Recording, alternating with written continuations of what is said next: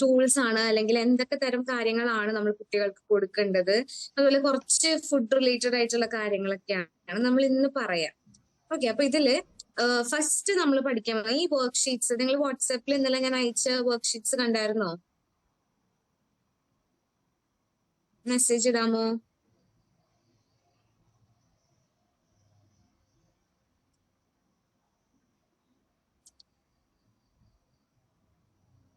അപ്പൊ നമ്മളിപ്പോ ക്ലാസ്സിൽ പറയില്ലേ, അപ്പൊ ആ സമയത്ത് നിങ്ങൾ എന്ത് ചെയ്യുക, ഇതൊന്ന് മിനിമൈസ് ചെയ്തിട്ട് ആ ഒരു വർക്ക് ഷീറ്റ് എടുത്ത് നോക്കുക. കുറച്ചും കൂടി പെട്ടെന്ന് നമുക്ക് മനസ്സിലാക്കാൻ പറ്റും. ഓക്കെ, അപ്പൊ ഫസ്റ്റ് നമ്മൾ നോക്കുന്നത് ഇതെല്ലാം നമ്മൾ പറയുന്ന ഈ അസസ്മെന്റ്സ് ഒക്കെ നോൺ സ്റ്റാൻഡർഡൈസ്ഡ് അസസ്മെന്റ്സ് ആണ്. അപ്പൊ ഇത് എല്ലാവർക്കും ചെയ്തു കൊടുക്കാൻ പറ്റുള്ളവർക്ക്, ഓക്കെ, അല്ലെങ്കിൽ ചിലത് ഇങ്ങനെ എന്തെങ്കിലും റെസ്ട്രിക്ഷൻസ് ഉണ്ടോ അങ്ങനെയൊന്നുമില്ല. ഇത് എല്ലാവർക്കും നമുക്ക് ചെയ്തു കൊടുക്കാൻ പറ്റുന്ന രീതിയിലുള്ള അസസ്മെന്റ്സും വർക്ക്ഷീറ്റ്സും അതുപോലെയുള്ള കാര്യങ്ങളാണ് നമ്മളിവിടെ പറയാം. അതിൽ ഫസ്റ്റ് വൺ ആണ് functional behaviour assessment sheet. Okay, functional behaviour assessment sheet അതൊന്ന് വാട്സാപ്പിൽ എടുക്കാവോ? ഫങ്ഷണൽ ബിഹേവിയർ അസസ്മെന്റ് ഷീറ്റ് എടുത്തു കഴിയുമ്പോൾ ചാറ്റിൽ ഒന്ന് മെസ്സേജ് ഇടണേ.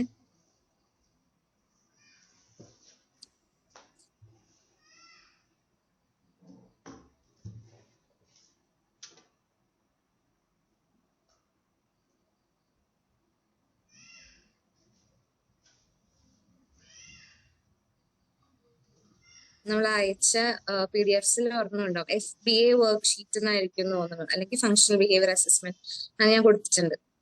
അതൊന്ന് എടുത്തു നോക്കുക.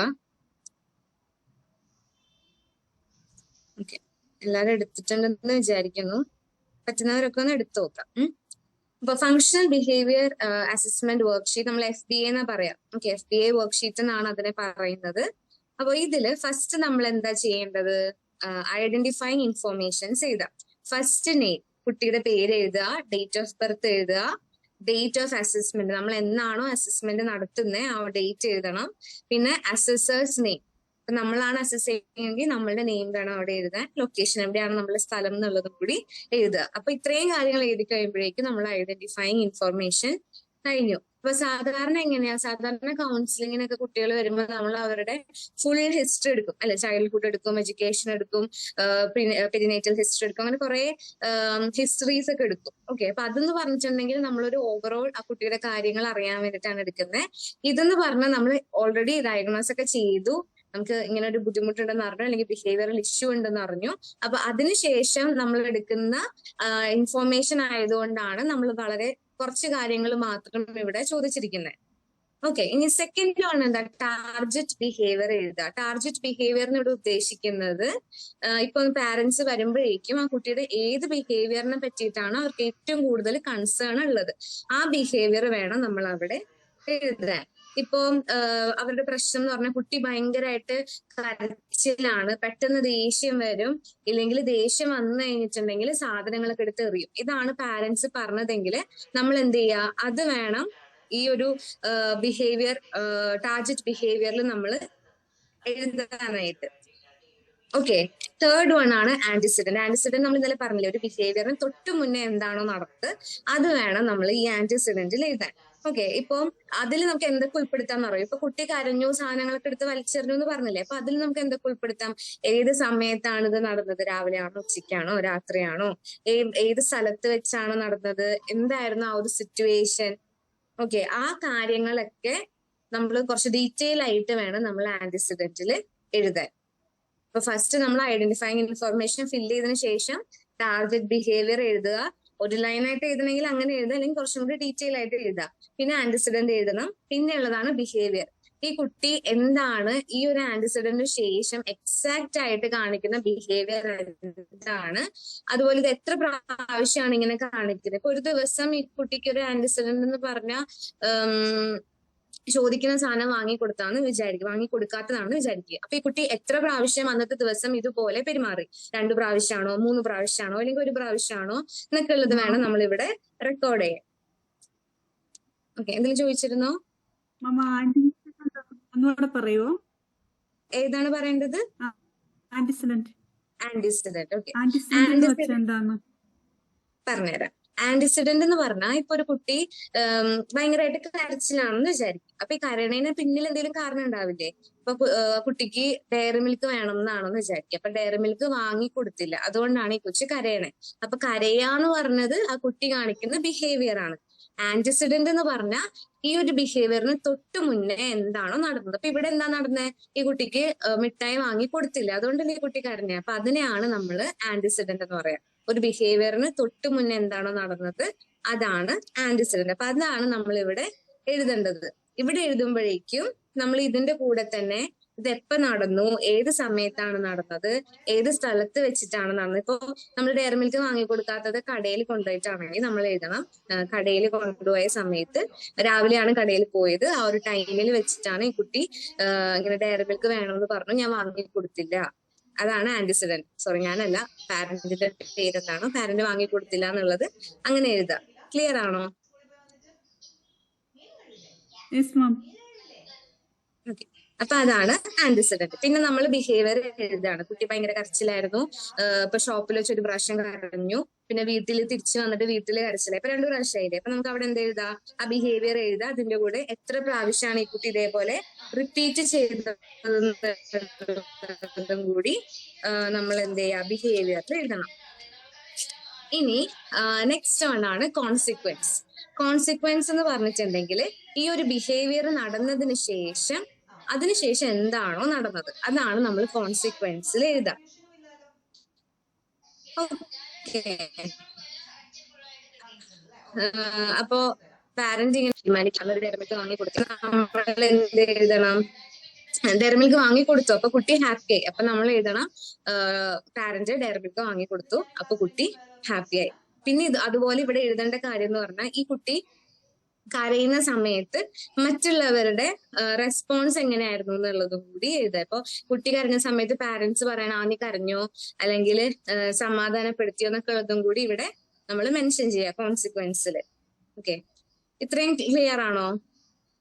ആന്റിസിഡന്റും ബിഹേവിയറും കോൺസിക്വൻസും ക്ലിയർ അല്ലേ? മാം, ഒരു ഡൗട്ട് എന്താന്ന് വെച്ചാൽ ഈ സെയിം ബിഹേവിയർ ആ കുട്ടി ഒന്നിൽ കൂടുതൽ പ്രാവശ്യം പലയിടത്ത് വെച്ച് കാണിക്കുവാണെങ്കിൽ അതെല്ലാം നമ്മൾ ഈ ആന്റിസിഡന്റില് പ്രോബ്ലം ഒന്നായിരിക്കും, ബിഹേവിയർ ഒന്നാണ്. ഈ ചോക്ലേറ്റിന് വേണ്ടി വാശി പിടിക്കുക, അല്ലെങ്കിൽ സ്കൂളിൽ പോകാൻ മടി, അങ്ങനെ എന്തെങ്കിലും ഒരു ബിഹേവിയർ ആണ്. പക്ഷെ അത് ഒരുപാട് സ്ഥലത്ത് വെച്ച് ആ കുട്ടി കാണിച്ചു എന്നുണ്ടെങ്കിൽ നമ്മൾ അതെല്ലാം മെൻഷൻ ചെയ്യണോ? അതെല്ലാം മെൻഷൻ ചെയ്യണം. ജസ്റ്റ് ആ പ്ലേസസ് മാത്രം, ഹോം, സ്കൂൾ, അങ്ങനെ മാത്രം മെൻഷൻ ചെയ്താൽ മതി. ഓക്കെ. അപ്പോ ഇനി നെക്സ്റ്റ് വൺ ആണ് function of the behaviour. Function of the behaviour എന്ന് പറഞ്ഞാൽ അത് നമ്മൾ പാരന്റ്സിനോട് ഡീറ്റെയിൽ ആയിട്ട് ചോദിക്കുക. അപ്പൊ ഇത് നമ്മളാണ് കേട്ടോ റെക്കോർഡ് ചെയ്യേണ്ടത്. ചിലത് നമ്മൾ പാരന്റ്സിന് കൊടുത്തു വിടേണ്ടതായിട്ടുള്ള വർക്ക്ഷീറ്റ്സ് ഉണ്ട്, അപ്പൊ ഇതെന്തായാലും നമ്മൾ റെക്കോർഡ് ചെയ്യാം.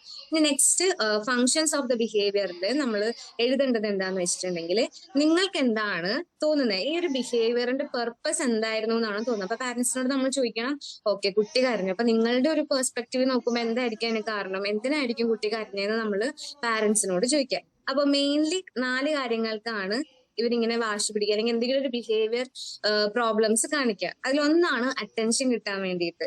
അറ്റൻഷൻ കിട്ടാൻ വേണ്ടി കുട്ടികൾ എന്തെങ്കിലും ഒരു ബിഹേവിയർ ചെയ്യും. അപ്പൊ അതിന് എക്സാമ്പിൾ പറയുകയാണെങ്കിൽ എന്റെ വീടിനടുത്തുള്ള ഒരു കുട്ടിയുണ്ട്. അവൻ എങ്ങനെയാന്ന് വെച്ചിട്ടുണ്ടെങ്കിൽ അവനെ ആരും ശ്രദ്ധിച്ചില്ല എന്നാണെങ്കിൽ എവിടെയെങ്കിലുമൊക്കെ ചിലപ്പോൾ കത്തി എടുത്തുകൊണ്ട് വരും, ഇല്ലെങ്കിൽ ഒരു മരം ഉണ്ടെങ്കിൽ അവിടെ ഒരു മരമുണ്ട്, അപ്പൊ മരത്തിൽ എങ്ങനെയാന്ന് വെച്ചാൽ കൈയൊക്കെ ഇട്ടിട്ടുണ്ടെങ്കിൽ നമ്മളെ കൈ ഇങ്ങനെ സ്കാർ വരും, അവിടെ പോയി അങ്ങനെ ചെയ്തിട്ട് വരും, ഇല്ലെങ്കിൽ എന്തെങ്കിലുമൊക്കെ ചെയ്തിട്ട് വരും. കാരണം എന്നിട്ട് സ്വന്തമായിട്ട് ഫിസിക്കലി എന്തെങ്കിലും ചെയ്തിട്ട് വന്നിരിക്കും. അപ്പൊ എന്താന്ന് വെച്ചാൽ എല്ലാവരും ഇവനെ ശ്രദ്ധിക്കുമല്ലോ, അപ്പൊ ഇവനെ എപ്പോഴും ഇങ്ങനെ അറ്റൻഷൻ കിട്ടിക്കൊണ്ടിരിക്കണം, അതാണ് അവന്റെ ആവശ്യം. അപ്പൊ അവൻ ഇതേപോലെ കാര്യങ്ങൾ ചെയ്യാറുണ്ട്.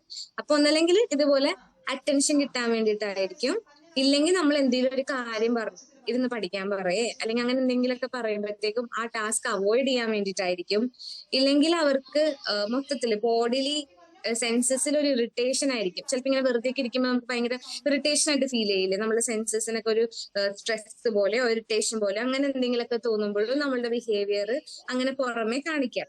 പിന്നെ ചില കാര്യങ്ങൾ കിട്ടാൻ വേണ്ടിയിട്ട് അല്ലെ, നമ്മൾ എന്തെങ്കിലും ഒരു കാര്യം ആഗ്രഹിച്ചിട്ട് അത് കിട്ടാൻ വേണ്ടിയിട്ട് നമ്മൾ ചില ബിഹേവിയർ പുറമെ കാണിക്കാറുണ്ട്.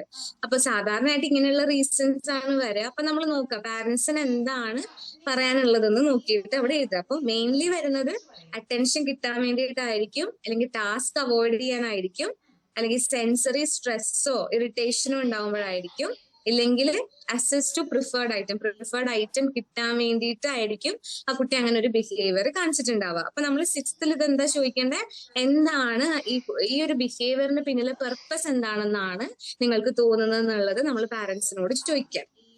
ഓക്കെ, ഇനി next 7th one, setting events. ഇപ്പൊ നേരത്തെ ചോദിച്ചില്ലേ, വേറെ ഏതെങ്കിലും സ്ഥലങ്ങളിൽ വെച്ച് ഇതുപോലെ ചെയ്ത് നമ്മൾ അത് മെൻഷൻ ചെയ്യണം. അപ്പൊ നമ്മൾ ഓൾറെഡി നമുക്ക് ഫസ്റ്റ് അത് മെൻഷൻ ചെയ്യാം. ഇല്ലെങ്കിൽ നമ്മൾ എന്ത് ചെയ്യാം, ഏറ്റവും ലേറ്റസ്റ്റ് ആയിട്ട് ആ കുട്ടി എവിടെ വെച്ചാണ് ആ ബിഹേവിയർ ചെയ്തതെന്നുള്ളത് ആദ്യവും, പിന്നെ ഈ സെറ്റിംഗ് ഇവന്റ്സിൽ നമുക്ക് ബാക്കിയുള്ള സ്ഥലങ്ങളും കൂടി മെൻഷൻ ചെയ്യാം. സെറ്റിംഗ് ഇവന്റ്സ് കൊണ്ട് ഇവിടെ ഉദ്ദേശിക്കുന്നതെന്ന് വെച്ചാൽ ഇതുപോലെ ബിഹേവ് ചെയ്ത സ്ഥലങ്ങൾ വേറെ ഉണ്ടോ. അപ്പൊ സിറ്റുവേഷൻസ് ഇത് സെയിം ഈ ഒരു കരഞ്ഞ് ഒബ്ജക്ട്സ് ത്രോ ചെയ്തെന്ന് വിചാരിക്കുക. അപ്പൊ ഇതേപോലെ ഒബ്ജക്ട്സ് ത്രോ ചെയ്യാനും കരയാനും ഉണ്ടായ സിറ്റുവേഷൻസ് വേറെ എന്തെങ്കിലും നടന്നിട്ടുണ്ടോ എന്നുള്ളത് ഇവിടെ എഴുതുക. ഡീറ്റെയിൽ ആയിട്ടല്ല, ജസ്റ്റ് ആ പ്ലേസ് എന്തായിരുന്നു റീസൺ എന്നുള്ളത് ഹൈഫൺ ഇട്ടിട്ട് ചുമ്മാ ഒന്ന് എഴുതിപ്പോയാൽ മതി. ഓക്കെ, ഇത് നമ്മളുടെ കയ്യിൽ വെക്കാനുള്ളതാണ്, നമ്മളിത് അവരെ കാണിക്കുന്നില്ല. ഓക്കെ, നമ്മൾക്ക് അറിവിന് വേണ്ടിയിട്ടാണ് നമ്മളിത് സൂക്ഷിക്കുന്നത്. പിന്നെ ഉള്ളതാണ് ഇന്റർവെൻഷൻ ട്രയഡിൽ നമ്മൾ അവരോട് ചോദിക്കും, നിങ്ങൾ എന്തെങ്കിലും ഇതിനു മുന്നേ ഏതെങ്കിലും തെറാപ്പി ഒക്കെ എടുത്തിട്ടുണ്ടോ, എന്തെങ്കിലും ട്രെയിനിങ് ഒക്കെ എടുത്തിട്ടുണ്ടോ എന്ന് ചോദിക്കാം. ഉണ്ടെങ്കിൽ യെസ്, ഇല്ലെങ്കിൽ നോ എന്നുള്ളത് എഴുതുക. പിന്നെ റെക്കമെൻഡേഷൻസ് എന്ന് പറഞ്ഞിട്ടുണ്ടെങ്കിൽ അത് നമ്മൾ എഴുതുക. എന്ന് വെച്ചിട്ടുണ്ടെങ്കിൽ ഇനിയിപ്പോ വർക്ക്ഷീറ്റ്സ് എല്ലാം ഡിസ്കസ് ചെയ്ത് കഴിയുമ്പോൾ ഞാൻ പറഞ്ഞുതരാം എന്തൊക്കെയാണ് കൊടുക്കേണ്ടതെന്നുള്ളത്.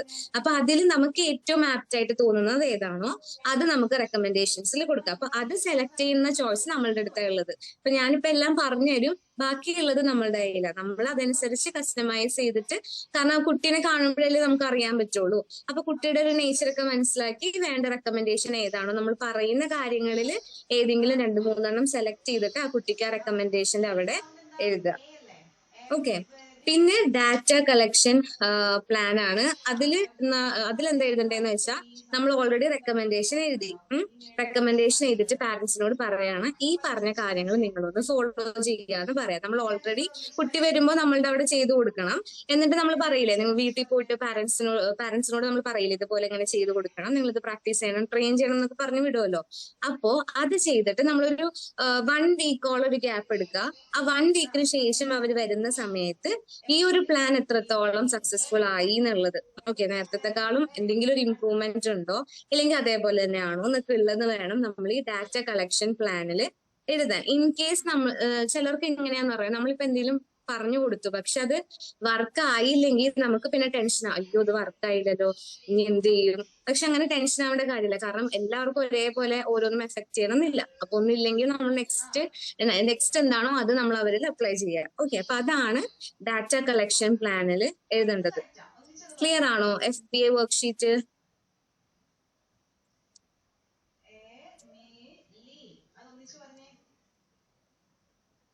Yes ma'am. ഓക്കെ, അപ്പൊ ഇതാണ് നമ്മൾ ഫസ്റ്റത്തെ വർക്ക്ഷീറ്റ്. നമ്മളിത് നമ്മളുടെ കയ്യിൽ വെക്കേണ്ടതാണ്. ചോദിച്ചോ. ഫങ്ഷൻസ് ഓഫ് ദ ബിഹേവിയർ ഒന്നുകൂടി പറഞ്ഞുതരോ? എന്താണ് ഒന്നുകൂടെ ഒന്ന് പറയോ, എനിക്ക് കേൾക്കുന്നില്ല. കോൺസിക്വൻസ് കഴിഞ്ഞിട്ട് functions of the behaviour, setting ഇവന്റ്സിന് മുന്നേ അതൊന്നും പറഞ്ഞുതരാം. ഫങ്ഷൻസ് ഓഫ് ദ ബിഹേവിയർ എന്ന് പറഞ്ഞാൽ നമ്മൾ പാരന്റ്സിനോട് ചോദിക്കുക, ഈ കുട്ടി ഇങ്ങനെ, നമ്മളിപ്പോ ഡയറി മിൽക്കിന്റെ കാര്യമല്ലേ പറഞ്ഞേ, അപ്പൊ ഈ ചോക്ലേറ്റ് തരാത്തതിനാണല്ലോ കുട്ടി കരഞ്ഞേ. അപ്പൊ നമ്മൾ ചോക്ലേറ്റ് തരാത്തതെന്നൊന്നും സ്ട്രെസ് ചെയ്യാതെ എന്തിനായിരിക്കും ഈ കുട്ടി കരഞ്ഞതെന്ന് പാരന്റ്സിനോട് ചോദിക്കണം.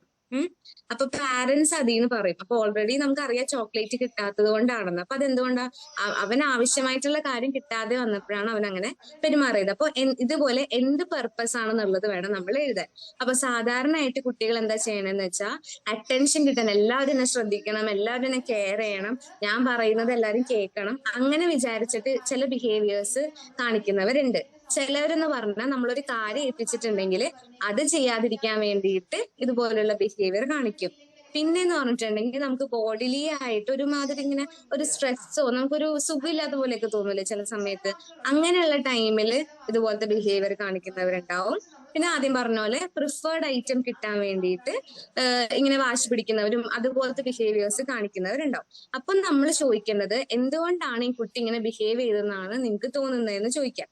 എന്നിട്ട് അത് വേണം ഫങ്ഷൻ ഓഫ് ദ ബിഹേവിയറിൽ നമ്മൾ എഴുതാൻ. ഈ പറഞ്ഞ കാരണങ്ങളിൽ ഏതെങ്കിലും ഒന്നാണ് സാധാരണയായിട്ട് എപ്പോഴും വരാറ്. ഇപ്പൊ ക്ലിയർ ആയോ?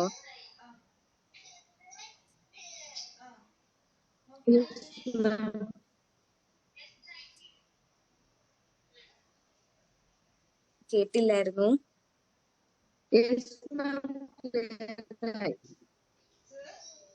സൗണ്ട് ബ്രേക്ക് ആവുന്നുണ്ട്. മെസ്സേജിൽ ഇട്ടൊന്നിടാമോ?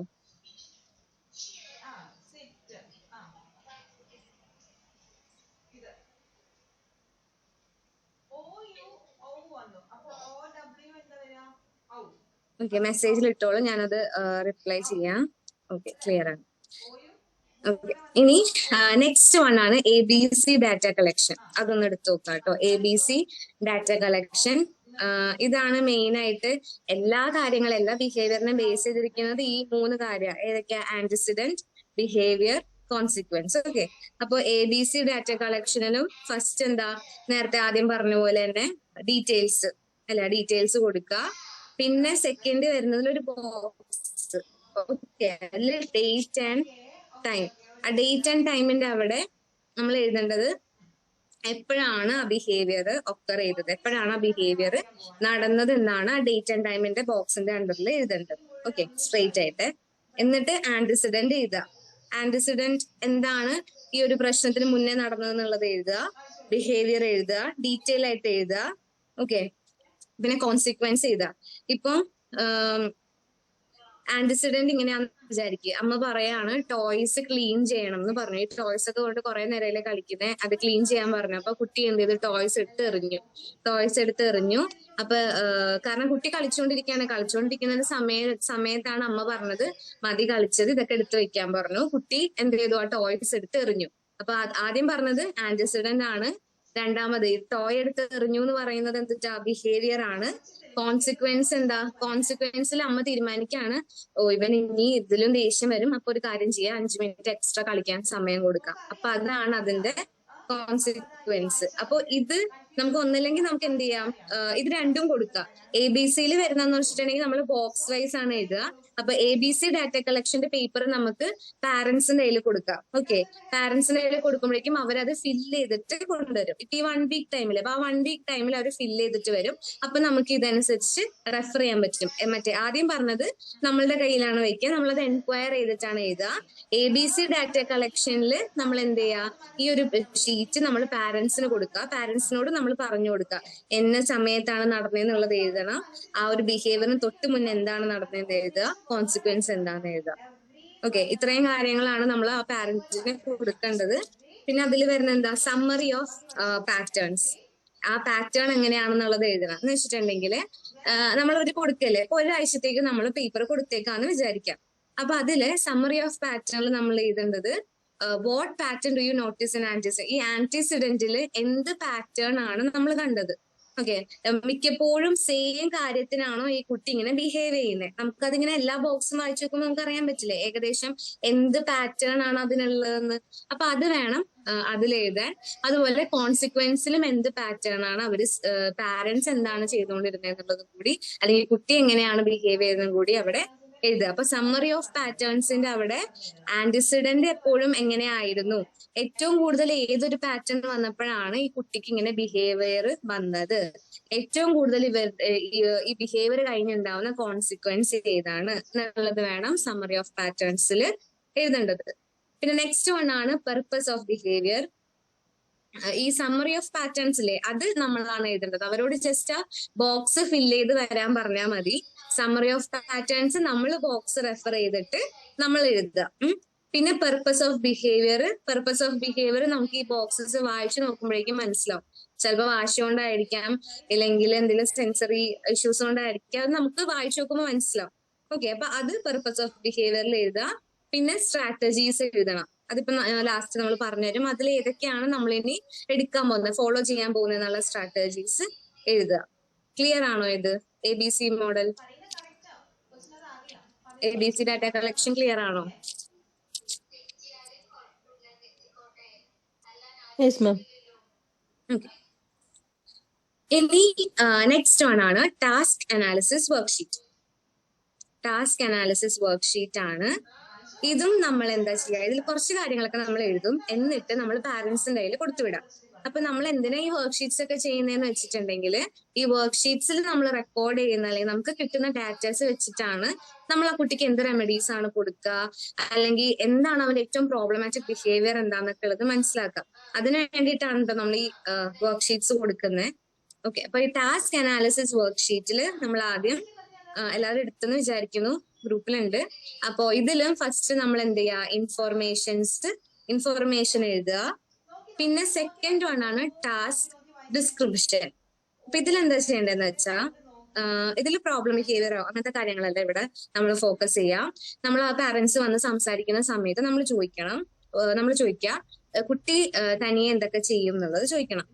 എന്തൊക്കെയാണ് ഇപ്പൊ സ്വന്തമായിട്ട് കുളിക്കോ, തന്നെ ബ്രഷ് ചെയ്യോ, തന്നെ ഡ്രസ്സ് ഇടോ, ഇങ്ങനത്തെ കാര്യങ്ങളൊക്കെ നമ്മൾ ചോദിക്കാം. ഓക്കെ, അങ്ങനെ ചോദിച്ചിട്ട് വീക്ക് ആയിട്ടിരിക്കുന്ന ഏതെങ്കിലും ഒരു കാര്യം ഉണ്ടാവില്ല അതില്, എന്ന് വെച്ചാൽ ചിലപ്പോ പാരന്റ്സ് ഇങ്ങനെ പറയാനുണ്ടാവും, അവള് പല്ല് തേക്കില്ല, നമ്മൾ എത്ര പുറകെ നടന്ന് നമ്മൾ തന്നെ ബ്രഷ് ചെയ്ത് കൊടുക്കണം, എന്നാലേ കുട്ടി ബ്രഷ് ചെയ്യുള്ളൂ, തന്നെ ചെയ്യാനായിട്ട് അറിയില്ല, അങ്ങനെയൊക്കെ പറയുന്നുണ്ടാവും. ഉറപ്പായിട്ടും പറയും പാരന്റ്സ്. അപ്പൊ അങ്ങനെ ഉള്ള ടാസ്കിനെയാണ് നമ്മൾ ഈ ടാസ്ക് അനാലിസിസ് വർക്ക്ഷീറ്റിൽ എഴുതുക.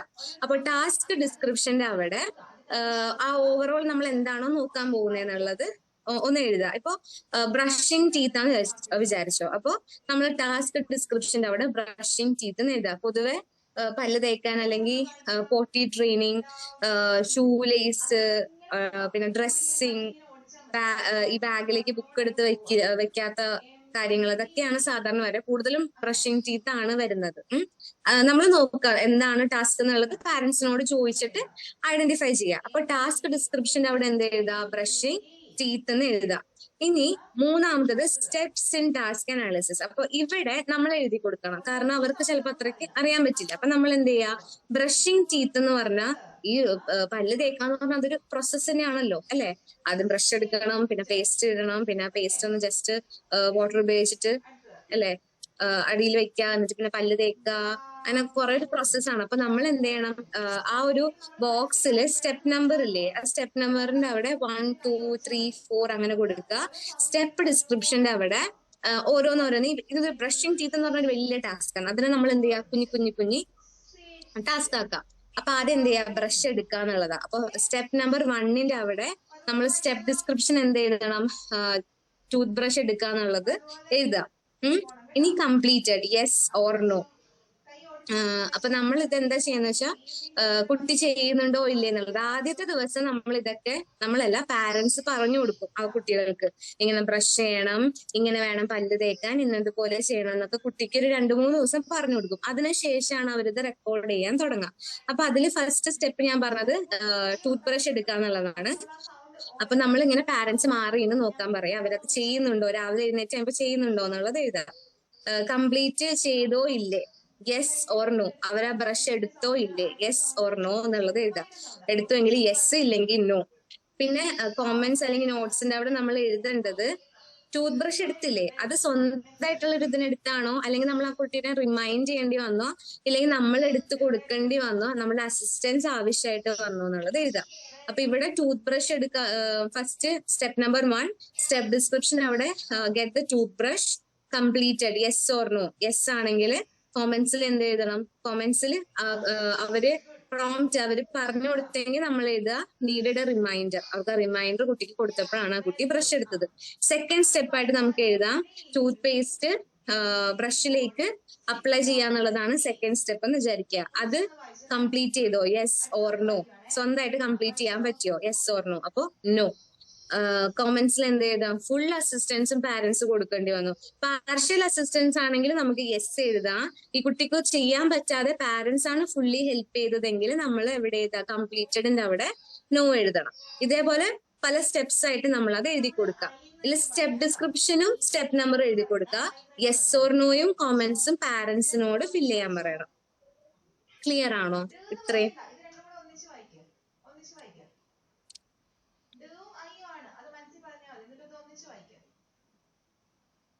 Yes ma'am. ഓക്കെ, ഇനി നെക്സ്റ്റ് സമ്മറി ആണ്. സമ്മറിയിൽ നമ്മൾ എഴുതേണ്ടത് ഏതൊക്കെ സ്റ്റെപ്സ് ആണ് ഈ കുട്ടി ഇൻഡിപെൻഡന്റ് ആയിട്ട് ചെയ്തത്. അപ്പൊ നമുക്ക് കുറെ സ്റ്റെപ്സിൽ ഏതെങ്കിലും ഒക്കെ ഉണ്ടാവും കുട്ടി ഇൻഡിപെൻഡന്റ് ആയിട്ട് ചെയ്തത്. അപ്പൊ അത് എഴുതുക. ഏതിനാണ് അസിസ്റ്റൻസ് വേണ്ടി വന്നത്, അസിസ്റ്റൻസ് വേണ്ടി വന്ന സ്റ്റെപ്പില്ലേ, അസിസ്റ്റൻസ് വേണ്ടി വന്ന സ്റ്റെപ്സ് പഠിപ്പിക്കാനായിട്ട് നമുക്കിനി എന്ത് ചെയ്യണം എന്നുള്ളതാണ് മൂന്നാമത് എഴുതേണ്ടത്. Okay, first what steps did the learner complete independently എന്തൊക്കെ ചെയ്തു എന്ന് എഴുതുക. പിന്നെ അസിസ്റ്റൻസ് വേണ്ടി വന്ന സ്റ്റെപ്പ് ഏതാണ്, ഇനി നമുക്ക് എങ്ങനെ ഈ അസിസ്റ്റൻസ് വേണ്ടി വന്ന സ്റ്റെപ്സ് എങ്ങനെ നമുക്ക് അവരെ പഠിപ്പിക്കാം, എങ്ങനെ ചെയ്യാം. അപ്പൊ നമുക്ക് വേണമെങ്കിൽ ഇങ്ങനെ എഴുതാം. ആ കുട്ടിക്ക് ടൂത്ത് പേസ്റ്റ് എടുക്കാൻ പറ്റിയില്ല, അപ്പൊ നമ്മള് കൈ കൊണ്ടിട്ട് ഈ കുട്ടിയുടെ മേലെ കൈ പിടിപ്പിച്ച് കാണിച്ചു കൊടുത്തു ഇങ്ങനെ ചെയ്യണം.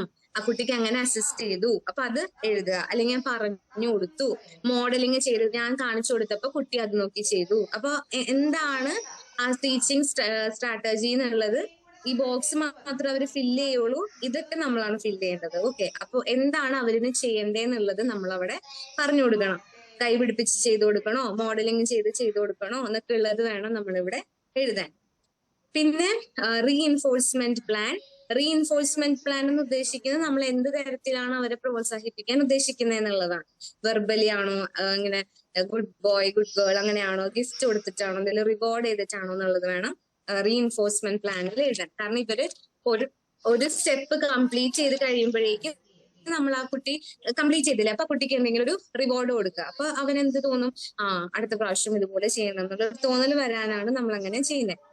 പിന്നെ ട്രാക്ക് എവറിഡേ, എല്ലാ ദിവസത്തെയും നമ്മൾ ഇതുപോലെ ട്രാക്ക് ചെയ്യുക. അപ്പൊ ഈ ഒരു വർക്ക്ഷീറ്റ് നമ്മൾ കൊടുത്തു കഴിഞ്ഞാൽ സെയിം ഇത് അവരോട് പ്രിന്റ് എടുക്കാൻ പറയാ. എല്ലാ ദിവസത്തെയും ഇതുപോലെ അവര് എഴുതിക്കൊണ്ട് വരണം.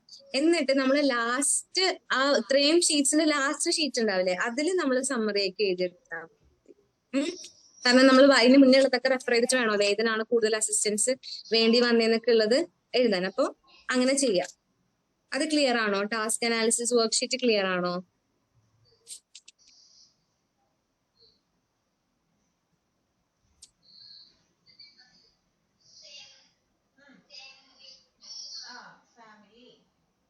അപ്പൊ ഈ ടാസ്ക് അനാലിസിസ് വർക്ക്ഷീറ്റിൽ ലാസ്റ്റ് മാത്രമാണ് നമ്മൾ അതിൽ സമ്മറി കൊടുക്കുക മാം? അത് അതെ, നമ്മൾ പ്രിന്റ് ഔട്ട് എടുക്കുമ്പോ എന്തായാലും എല്ലാം ഈ ഫുൾ ആയിട്ട് എടുക്കും, എഴുതിയാൽ മതി. കാരണം അവിടെ എല്ലാ ദിവസത്തെയും ചെയ്യുമ്പോഴത്തേക്കും ഒരു പേപ്പർ മതിയാവില്ലല്ലോ. അപ്പൊ നമ്മൾ ഏറ്റവും ലാസ്റ്റ് അവരോട് പിൻ ചെയ്ത് വരാൻ പറയാ. ലാസ്റ്റത്തേല് നമ്മൾ സമ്മറി എഴുതി കൊടുക്കും. ഇനി നെക്സ്റ്റ് വൺ ആണ് preference assessment worksheet. Okay, preference assessment worksheet. അപ്പൊ ഇത് നമ്മൾ പാരന്റ്സിന്റെ കയ്യിലാണ് നമ്മൾ പറഞ്ഞു കൊടുക്കണം ആദ്യമേ. അപ്പൊ ഇതിൽ നമ്മൾ അറിയേണ്ട കുറച്ച് കാര്യങ്ങൾ, ഫസ്റ്റ് ഇൻഫോർമേഷൻ ഫില്ല് ചെയ്യുക. പിന്നെ check the type of assessment to be conducted. First free operant, single stimulus, paired stimulus, multiple stimulus without replacement അല്ലെ, ഇങ്ങനെ കൊടുത്തിട്ടുണ്ട്. അപ്പൊ അതിലെന്താ ഉദ്ദേശിക്കുന്നതെന്ന് വെച്ചാൽ നമ്മൾ ഈ ഒരു സമയത്ത് ഈ പ്രിഫറൻസ് അസസ്മെന്റ് വർക്ക്ഷീറ്റ് എന്ന് പറഞ്ഞാൽ കുട്ടിയുടെ പ്രിഫറൻസ് കണ്ടുപിടിക്കാൻ വേണ്ടിയിട്ടാണ് നമ്മൾ ചെയ്യുന്നത്. അതിൽ ഫസ്റ്റ് എന്ന് പറഞ്ഞിട്ടുണ്ടെങ്കിൽ നമ്മള് free operant. Okay, free operant എന്ന് പറഞ്ഞിട്ടുണ്ടെങ്കിൽ കുറച്ച് സാധനങ്ങൾ കുട്ടിയുടെ മുമ്പിൽ വെച്ചു കൊടുക്കുക. ടോയ്സോ കളറിംഗ് ബുക്കോ പസിൽസോ അങ്ങനെ എന്തെങ്കിലുമൊക്കെ കുറച്ച് സാധനങ്ങൾ, ഫ്രൂട്ട്സോ ചോക്ലേറ്റ്സോ എല്ലാം കൂടി ഇങ്ങനെ വെച്ചു കൊടുക്കുക. വെച്ചു കൊടുത്തിട്ട് കുട്ടി ഒരെണ്ണം അതിൽ നിന്ന് സെലക്ട് ചെയ്യും. ഓക്കെ, അതിനെയാണ് ഫ്രീ ഓപ്പറന്റ് എന്ന് പറയാം. എന്ന് വെച്ചാൽ ആരുടെയും ഒരു ഇൻഫ്ലുവൻസ് ഇല്ലാതെ കുട്ടിക്ക് ഇഷ്ടമുള്ളത് കുട്ടി സെലക്ട് ചെയ്തു. അതിനെയാണ് എന്ത് പറയുന്നത്, ഫ്രീ ഓപ്പറന്റ് എന്ന് പറയുന്നത്. ഓക്കെ, അർത്ഥം മാത്രം മനസ്സിലാക്കി വെക്കുക. Next single stimulus. Single stimulus എന്ന് പറഞ്ഞിട്ടുണ്ടെങ്കിൽ നമ്മളായിട്ട് ഒരു സാധനം എടുത്ത് കുട്ടിയുടെ കയ്യിൽ കൊടുക്കുക. അതിനെയാണ് സിംഗിൾ സ്റ്റിമുലസ് എന്ന് പറയാം. ഓക്കെ, നമ്മളായിട്ട് ഒരു സാധനം എടുത്ത് കൊടുക്കുന്നതിനാണ് സിംഗിൾ സ്റ്റിമുലസ്. ഫ്രീ ഓപ്പറന്റ് എന്ന് പറഞ്ഞാൽ കുറെ സാധനങ്ങളിൽ നിന്ന് കുട്ടിക്ക് ഇഷ്ടമുള്ളത് കുട്ടി തന്നെ സെലക്ട് ചെയ്യാന്നുള്ളതാണ്. പെയർഡ് സ്റ്റിമുലസ് എന്ന് പറഞ്ഞാൽ രണ്ട് സാധനങ്ങൾ കൊടുക്കും. രണ്ട് സാധനങ്ങൾ ഇങ്ങനെ കൊടുക്കുമ്പോഴേക്കും കുട്ടി അതിൽ നിന്ന് ഒരെണ്ണം സെലക്ട് ചെയ്യും. അതിനെയാണ് പെയർഡ് സ്റ്റിമുലസ് എന്ന് പറയുന്നത്. പിന്നെ മൾട്ടിപ്പിൾ സ്റ്റിമുലസ് വിത്തൗട്ട് റീപ്ലേസ്മെന്റ്. പേര് കുറച്ച് വലുതാണെങ്കിലും അതുകൊണ്ട് ഉദ്ദേശിക്കുന്നതെന്ന് വെച്ചിട്ടുണ്ടെങ്കിൽ നമ്മൾ കുറച്ച് ഐറ്റംസ് കുട്ടിയുടെ മുമ്പിൽ കാണിക്കും. മുമ്പിൽ കാണിച്ചിട്ട് അതിൽ നിന്ന് ഒരെണ്ണം എടുക്കാൻ പറയാം. അപ്പൊ ഇത്രയും കുറെ കാര്യങ്ങൾ കിട്ടിയല്ലേ, അതിൽ നിന്ന് ഒരെണ്ണം എടുത്തു. ഈ ഒരെണ്ണം എടുത്ത് കഴിയുമ്പോൾ തന്നെ നമ്മൾ എന്ത് ചെയ്യുക, അത് വാങ്ങി മാറ്റി വെക്കുക. എന്നിട്ട് വീണ്ടും ഈ സാധനങ്ങൾ തന്നെ പ്രസന്റ് ചെയ്യുക, അതിൽ നിന്ന് അടുത്തത് എടുക്കാൻ പറയാം, പിന്നെ അത് മാറ്റി വെക്കുക. അങ്ങനെ ഓരോന്ന് എടുത്തെടുത്ത് മാറ്റി വെക്കുമ്പോൾ നമുക്ക് എന്ത് മനസ്സിലാവും, ആ കുട്ടിയുടെ പ്രിഫറൻസിന്റെ ഒരു ഓർഡർ മനസ്സിലാവും അല്ലെ. അപ്പൊ അതിന് വേണ്ടിയിട്ടാണ് നമ്മൾ എന്തൊക്കെ ചെയ്യുന്നത്, free operant, single stimulus, paired stimulus, പിന്നെ മൾട്ടിപ്പിൾ സ്റ്റിമുലസ് വിത്തൗട്ട് റീപ്ലേസ്മെന്റ്. ഇതൊക്കെ ചെയ്യുന്നത് എന്തിനാന്ന് വെച്ചാൽ ആ കുട്ടിയുടെ ഏറ്റവും പ്രിഫേർഡ് ആയിട്ടുള്ള സാധനം എന്താണോ അത് മനസ്സിലാക്കാൻ വേണ്ടിയിട്ടാണ്. ഓക്കെ, അപ്പൊ ഇതില് നിങ്ങൾക്ക് എന്ത് ചെയ്യാം, ഒന്നല്ലെങ്കിൽ 4 പേപ്പറില്ലേ, ഈ വർക്ക്ഷീറ്റിന്റെ 4 ഷീറ്റ് എടുക്കുക ഒരു കുട്ടിക്ക്. കാരണം ഇതിൽ ഏതാണ് നമ്മൾ കൊടുക്കുക. ഇപ്പൊ ഫ്രീ ഓപ്പറന്റ് ആണെങ്കിൽ അത് മാത്രം റെക്കോർഡ് ചെയ്യാൻ ഒരു ഷീറ്റ് എടുക്കുക, സിംഗിൾ സ്റ്റിമുലസ് മാത്രം റെക്കോർഡ് ചെയ്യാൻ ഒരു ഷീറ്റ് എടുക്കുക. ഓക്കെ, ഇല്ലെങ്കിൽ എന്ത് ചെയ്യാ, ഈ ആദ്യം കൊടുത്തേക്കുന്ന ബോക്സ് നിങ്ങൾ ടിക്ക് ചെയ്യണ്ട. Check the type of assessment ഇല്ലേ, അത് ടിക്ക് ചെയ്യണ്ട. ടിക്ക് ചെയ്യാതെ നമുക്ക് ബോക്സിൽ എഴുതി പോവാം. ഈ ഇത് ക്ലിയർ ആണോ? Free operant, single stimulus, paired stimulus, multiple stimulus without replacement, ഇത് ക്ലിയർ ആണോ? Yes ma'am. ഓക്കെ, അപ്പൊ ഞാൻ പറഞ്ഞല്ലോ, ഒന്നില്ലെങ്കിൽ 4 ഷീറ്റ് എടുക്കുക, അല്ലെങ്കിൽ ടിക്ക് ഇടണ്ട. നമുക്ക് ബോക്സിൽ എങ്ങനെയാണ് അത് അഡ്ജസ്റ്റ് ചെയ്ത് എഴുതാന്ന് പറഞ്ഞുതരാം. ഐറ്റം അല്ലെങ്കിൽ ആക്ടിവിറ്റി, അപ്പൊ നമ്മൾ എന്ത് സാധനമാണോ അവർക്ക് കൊടുത്തത്. ഇപ്പൊ ഫ്രീ ഓപ്പറന്റ് ആണെന്ന് വിചാരിക്കും. ഫ്രീ ഓപ്പറന്റില് ആ കുട്ടി എടുത്തത് മറ്റേ ബബിൾ ടോയില് അതാണ് എടുത്തതെന്ന് വിചാരിക്കും. അപ്പൊ അത് ഏതാണോ നോക്കാം, ടോയ് ആണോ, ഫുഡ് ആണോ, ആക്ടിവിറ്റി ആണോ. അപ്പൊ എന്താ ടോയ് ആണ്. അപ്പൊ ബബിൾസ് ടോയ്ന്ന് എഴുതുക. ലേണേഴ്സ് റെസ്പോൺസ്, ആ കുട്ടിയുടെ റെസ്പോൺസ് എന്താണെന്ന് എഴുതണം. കുട്ടി ചിരിച്ചു, അതിനെ അക്സെപ്റ്റ് ചെയ്തു, അത് കൈ കൊണ്ട് എടുത്തു, അല്ലെങ്കിൽ അതിനു വേണ്ടി കൈ എത്തിച്ചു എന്നുള്ളത് നമ്മൾ എന്ത് ചെയ്തുക, ലേണേഴ്സ് റെസ്പോൺസിൽ എഴുതുക. കുട്ടിയുടെ റിയാക്ഷൻ എന്താണെന്നുള്ളത് വേണം നമ്മൾ ലേണേഴ്സ് റെസ്പോൺസിൽ എഴുതാൻ. പിന്നെ ഉള്ളത് എന്താ, റാങ്ക് പ്രിഫറൻസ്. റാങ്ക് പ്രിഫറൻസിന് അവിടെ എഴുതേണ്ടത് ഹൈ ആണോ ലോ ആണോ എന്നാണ്. എപ്പോഴും ഫ്രീ ഓപ്പറന്റ്, ആ കുട്ടി തന്നെ സെലക്ട് ചെയ്യുന്ന സാധനത്തിന് എപ്പോഴും ഹൈ പ്രിഫറൻസേ നമ്മൾ എഴുതുള്ളൂ. അപ്പൊ അത് ഫ്രീ ഓപ്പറന്റ് ആണെങ്കിൽ അപ്പൊ നമ്മൾ എന്ത്, ഈ ബബിൾസ് എന്ന് എഴുതില്ലേ, അതിന് താഴെ ബ്രാക്കറ്റിൽ ഇട്ടാൽ മതി ഏതാണെന്ന്, ഫ്രീ ഓപ്പറന്റ് ആണോ സിംഗിൾ സ്റ്റിമുലസ് ആണോ എന്നൊക്കെ ഉള്ളത് ബ്രാക്കറ്റിൽ എഴുതിയാൽ മതി. ഇപ്പൊ നെക്സ്റ്റ് വേറൊരു കാര്യം നോക്കാം. സിംഗിൾ സ്റ്റിമുലസ് ആണ് ഞാൻ കൊടുത്തത്. ഞാൻ ആ കുട്ടിക്ക് ഒരു കളറിംഗ് ബുക്ക് കൊടുത്തു. കളറിംഗ് ബുക്ക് കൊടുത്തതിന് ശേഷം ടോയ് ആണോ, ഫുഡ് ആണോ, ആക്ടിവിറ്റി ആണോ, അത് ആക്ടിവിറ്റി ആണ്. ലേണേഴ്സിന്റെ റെസ്പോൺസ് എന്ന് പറഞ്ഞാൽ അത് നോക്കി, പക്ഷെ ഇൻട്രസ്റ്റ് ഒന്നും ഉണ്ടായിരുന്നില്ല.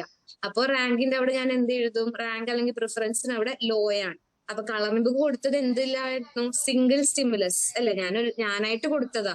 അപ്പൊ കുട്ടിക്ക് അതിനോട് ഇൻട്രസ്റ്റ് ഇല്ല. അപ്പൊ അത് നമ്മൾ അവിടെ മെൻഷൻ ചെയ്തു. ഇനിയിപ്പോ പെയർഡ് സ്റ്റിമുലസ് ആണെങ്കിൽ നമ്മൾ 2 സാധനങ്ങൾ കൊടുത്തു. ഞാനൊരു കാറും കൊടുത്തു, ബ്ലോക്കും കൊടുത്തു. 2 ടോയ്സാ. പക്ഷെ കുട്ടി സെലക്ട് ചെയ്തത് കാറിനാണ്, ബ്ലോക്കിനെ റിജക്ട് ചെയ്തു എന്നുള്ളത് നമ്മൾ ലേണേഴ്സ് റെസ്പോൺസിൽ എഴുതുക. കാറിനുള്ള റെസ്പോൺസ് എന്താ, ഹൈ ആണ്.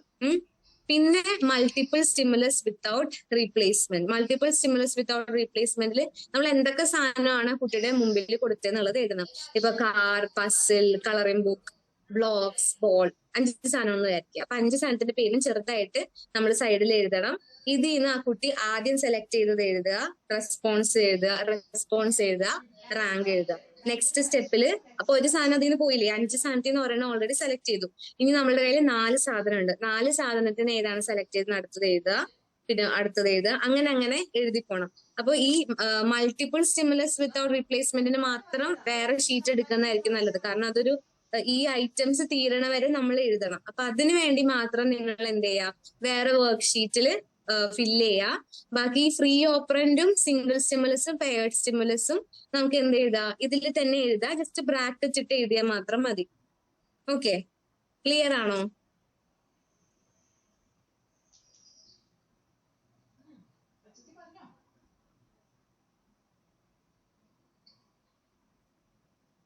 അപ്പൊ ഈ നെക്സ്റ്റ് വൺ എന്ന് പറഞ്ഞാൽ ഒബ്സർവേഷൻ നോട്ട്സ് ആണ്. നമ്മൾ എന്താണ് അതിൽ നിന്ന് ഒബ്സർവ് ചെയ്തെന്നുള്ളത് എഴുതുക. ഏറ്റവും കൂടുതൽ ഈ കുട്ടി പ്രിഫർ ചെയ്ത ഐറ്റം ഏതാന്ന് എഴുതുക. അപ്പൊ ഒരു പക്ഷെ നമ്മൾ കുറച്ച് ദിവസത്തെ നോക്കുമ്പോഴേക്കും ചിലപ്പോൾ കാറായിരിക്കും. അപ്പൊ എന്താണെന്നുള്ളത് എഴുതുക. സമ്മറിയുടെ അവിടെ നമ്മൾ എഴുതേണ്ടത് ഏറ്റവും മോസ്റ്റ് പ്രിഫേർഡ് ചെയ്ത ഐറ്റം ഏതാണ്, ഏറ്റവും ലീസ്റ്റ് ആയിട്ട് പ്രിഫർ ചെയ്ത ഐറ്റം ഏതാണെന്നുള്ളത് എഴുതുക. പിന്നെ റീഇൻഫോഴ്സ്മെന്റ് പ്ലാൻ ആണ്, നമ്മൾ എന്ത് സാധനമാണ് അല്ലെങ്കിൽ എന്ത് തെറാപ്പി ടൂളാണ് ഉപയോഗിച്ചെന്നുള്ളത് വേണം അവിടെ എഴുതാൻ. പിന്നെ റീഅസസ് ആഫ്റ്റർ 1 വീക്ക് അല്ലെങ്കിൽ 1 month നമ്മൾ ആ കൊടുക്കുന്ന ഫോളോ അപ്പ് ഡേറ്റ് കൊടുക്കില്ലേ, ആ ഒരു റീഅസസ്മെന്റിൽ എന്താണ് വീണ്ടും നമുക്ക് മനസ്സിലായത് എന്നുള്ളത് എഴുതാം. അപ്പൊ ഇതും നമുക്ക് ഇതിൽ നിന്ന് നമുക്ക് മനസ്സിലാവുന്നത് എന്താ, ആ കുട്ടിക്ക് ഏറ്റവും ഇഷ്ടമുള്ള സാധനം എന്താ നമുക്ക് മനസ്സിലാക്കാനായിട്ട് പറ്റും. അപ്പൊ ആ സാധനം വെച്ചിട്ട് നമുക്ക് ബാക്കി ഈ കുട്ടീനെ ട്രെയിൻ ചെയ്യുമ്പോൾ ഈ സാധനങ്ങൾ നമുക്ക് എന്ത് ചെയ്യാം, റീഇൻഫോഴ്സ്മെന്റ് ആയിട്ട് ഈ കുട്ടിക്ക് കൊടുക്കാം. അപ്പൊ കുട്ടിക്ക് നല്ല റിസൾട്ട് നമുക്ക് ഉണ്ടാവും. Okay, preference assessment sheet clear അല്ലേ?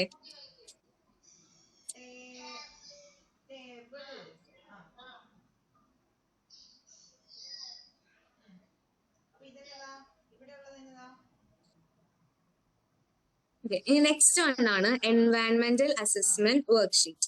എൻവയൺമെന്റൽ അസസ്മെന്റ് വർക്ക്ഷീറ്റ്. ഓക്കെ, അപ്പൊ ഇതിൽ എങ്ങനെയാന്ന് വെച്ചിട്ടുണ്ടെങ്കിൽ ഫസ്റ്റ് ഇൻഫോർമേഷൻ, ഐഡന്റിഫൈങ് ഇൻഫോർമേഷൻ എഴുതാ, പിന്നെ ഡിസ്ക്രിപ്ഷൻ ഓഫ് ദി എൻവയൺമെന്റ് അല്ലെ, ഡിസ്ക്രിപ്ഷൻ ഓഫ് ദി എൻവയൺമെന്റ് എന്നല്ലേ കൊടുത്തേക്കുന്നത്. അപ്പൊ അതിൽ എങ്ങനെയാന്ന് വെച്ചിട്ടുണ്ടെങ്കിൽ ഒരു ബിഹേവിയർ നടക്കില്ല, ആ ബിഹേവിയർ നടക്കുമ്പോ ചുറ്റുമുള്ള സെറ്റിംഗ് എങ്ങനെയാണെന്ന് വേണം ഇവിടെ എഴുതാൻ.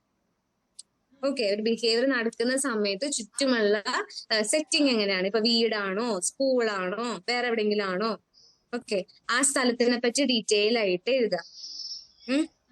ഇന്ന സ്ഥലമാണ് എന്നുള്ളത് മാത്രം അവിടെ ഒന്ന് മെൻഷൻ ചെയ്യാം. എന്നിട്ട് ഫിസിക്കൽ എൻവയൺമെന്റ് എഴുതാം. ഫിസിക്കൽ എൻവയൺമെന്റില് സ്പേസ് ലേ ഔട്ട് എന്ന് വെച്ചിട്ടുണ്ടെങ്കിൽ ആ സ്ഥലം ഭയങ്കര എല്ലാവരും കൂടി കൺജസ്റ്റഡ് ആണോ, ക്ലട്ടേർഡ് ആയിരുന്നോ, എല്ലാം ഓർഗനൈസ് ചെയ്ത സ്ഥലമാണോ എന്നൊക്കെ ഉള്ളത് സ്പേസ് ലേ ഔട്ടിന്റെ അവിടെ എഴുതണം.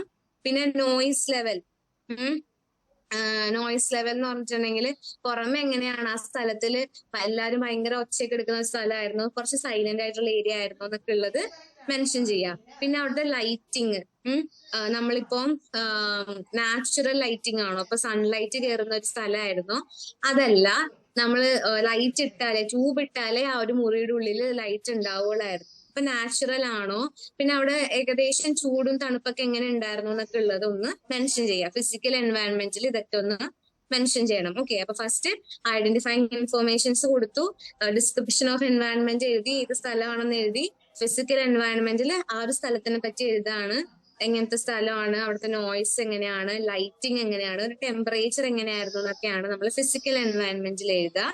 അപ്പൊ ഇത് ഒരു പ്രോബ്ലമാറ്റിക് ബിഹേവിയർ മാത്രമല്ല, ഒരു നല്ല ബിഹേവിയർ കുട്ടി കാണിച്ചാലും അവരോട് റെക്കോർഡ് ചെയ്യാൻ പറയാം പാരന്റ്സിനോട്. ഓക്കെ, പ്രോബ്ലമാറ്റിക് അല്ലാതെ ഒരു നല്ലൊരു ഗുഡ് ബിഹേവിയർ കാണിച്ചാലും റെക്കോർഡ് ചെയ്യാനായിട്ട് അവരോട് പറയണം. ഇത്രയും എഴുതി കഴിയുമ്പോഴേക്കും പിന്നെ സമ്മറി ആണ് എന്ന് വെച്ചിട്ടുണ്ടെങ്കിൽ ഡീറ്റെയിൽസ് എഴുതുക, എല്ലാം കൂടി കൂടിയിട്ടുള്ള ഡീറ്റെയിൽസ് നമ്മൾ ഒരുമിച്ച് ഒന്ന് എഴുതുക.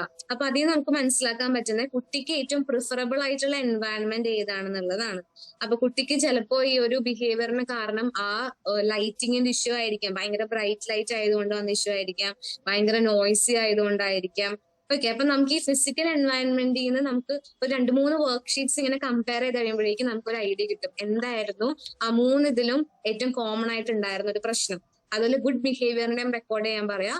ഗുഡ് ബിഹേവിയറിന്റെ റെക്കോർഡിങ്സിൽ ആ ബിഹേവിയർ കാണിക്കാനിടയായ സെറ്റിങ്ങില് എങ്ങനെയായിരുന്നു എന്നുള്ളത്. അപ്പൊ നമുക്ക് ഇത് രണ്ടും കൂടി കമ്പയർ ചെയ്ത് നോക്കുമ്പോഴേക്കും കുട്ടിക്ക് ഏറ്റവും പ്രിഫറബിൾ ആയിട്ടുള്ള എൻവയൺമെന്റ് ഏതാണെന്ന് മനസ്സിലാക്കാൻ പറ്റും. ഓക്കെ, ക്ലിയർ അല്ലേ?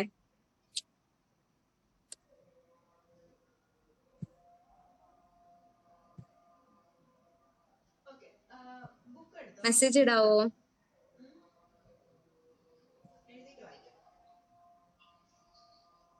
Yes ma'am. ഓക്കെ, ഇനി നെക്സ്റ്റ് വൺ ആണ് social and communication skill observation worksheet. എന്നാണ് social and communication skill observation worksheet. നമ്മളിത് ഒബ്സർവ് ചെയ്തിട്ട് ചെയ്യുന്ന വർക്ക്ഷീറ്റ് ആണ്. അപ്പൊ ഇതിൽ നമ്മൾ സോഷ്യൽ സ്കില്ലും ഒബ്സർവ് ചെയ്യണം, പിന്നെ അതുപോലെ കമ്മ്യൂണിക്കേഷൻ സ്കില്ലും ഒബ്സർവ് ചെയ്യാം. അപ്പൊ സോഷ്യൽ സ്കില്ല് നമ്മൾ കുറച്ച് ഹെഡിങ്സ് കൊടുത്തിട്ടുണ്ട്. Eye contact, turn taking, sharing, പിന്നെ initiating interaction, responding to others അല്ലെ, അങ്ങനെ കുറച്ച് ഹെഡിങ്സ് കൊടുത്തിട്ടുണ്ട്. അപ്പൊ അത് വായിച്ചു നോക്കുക.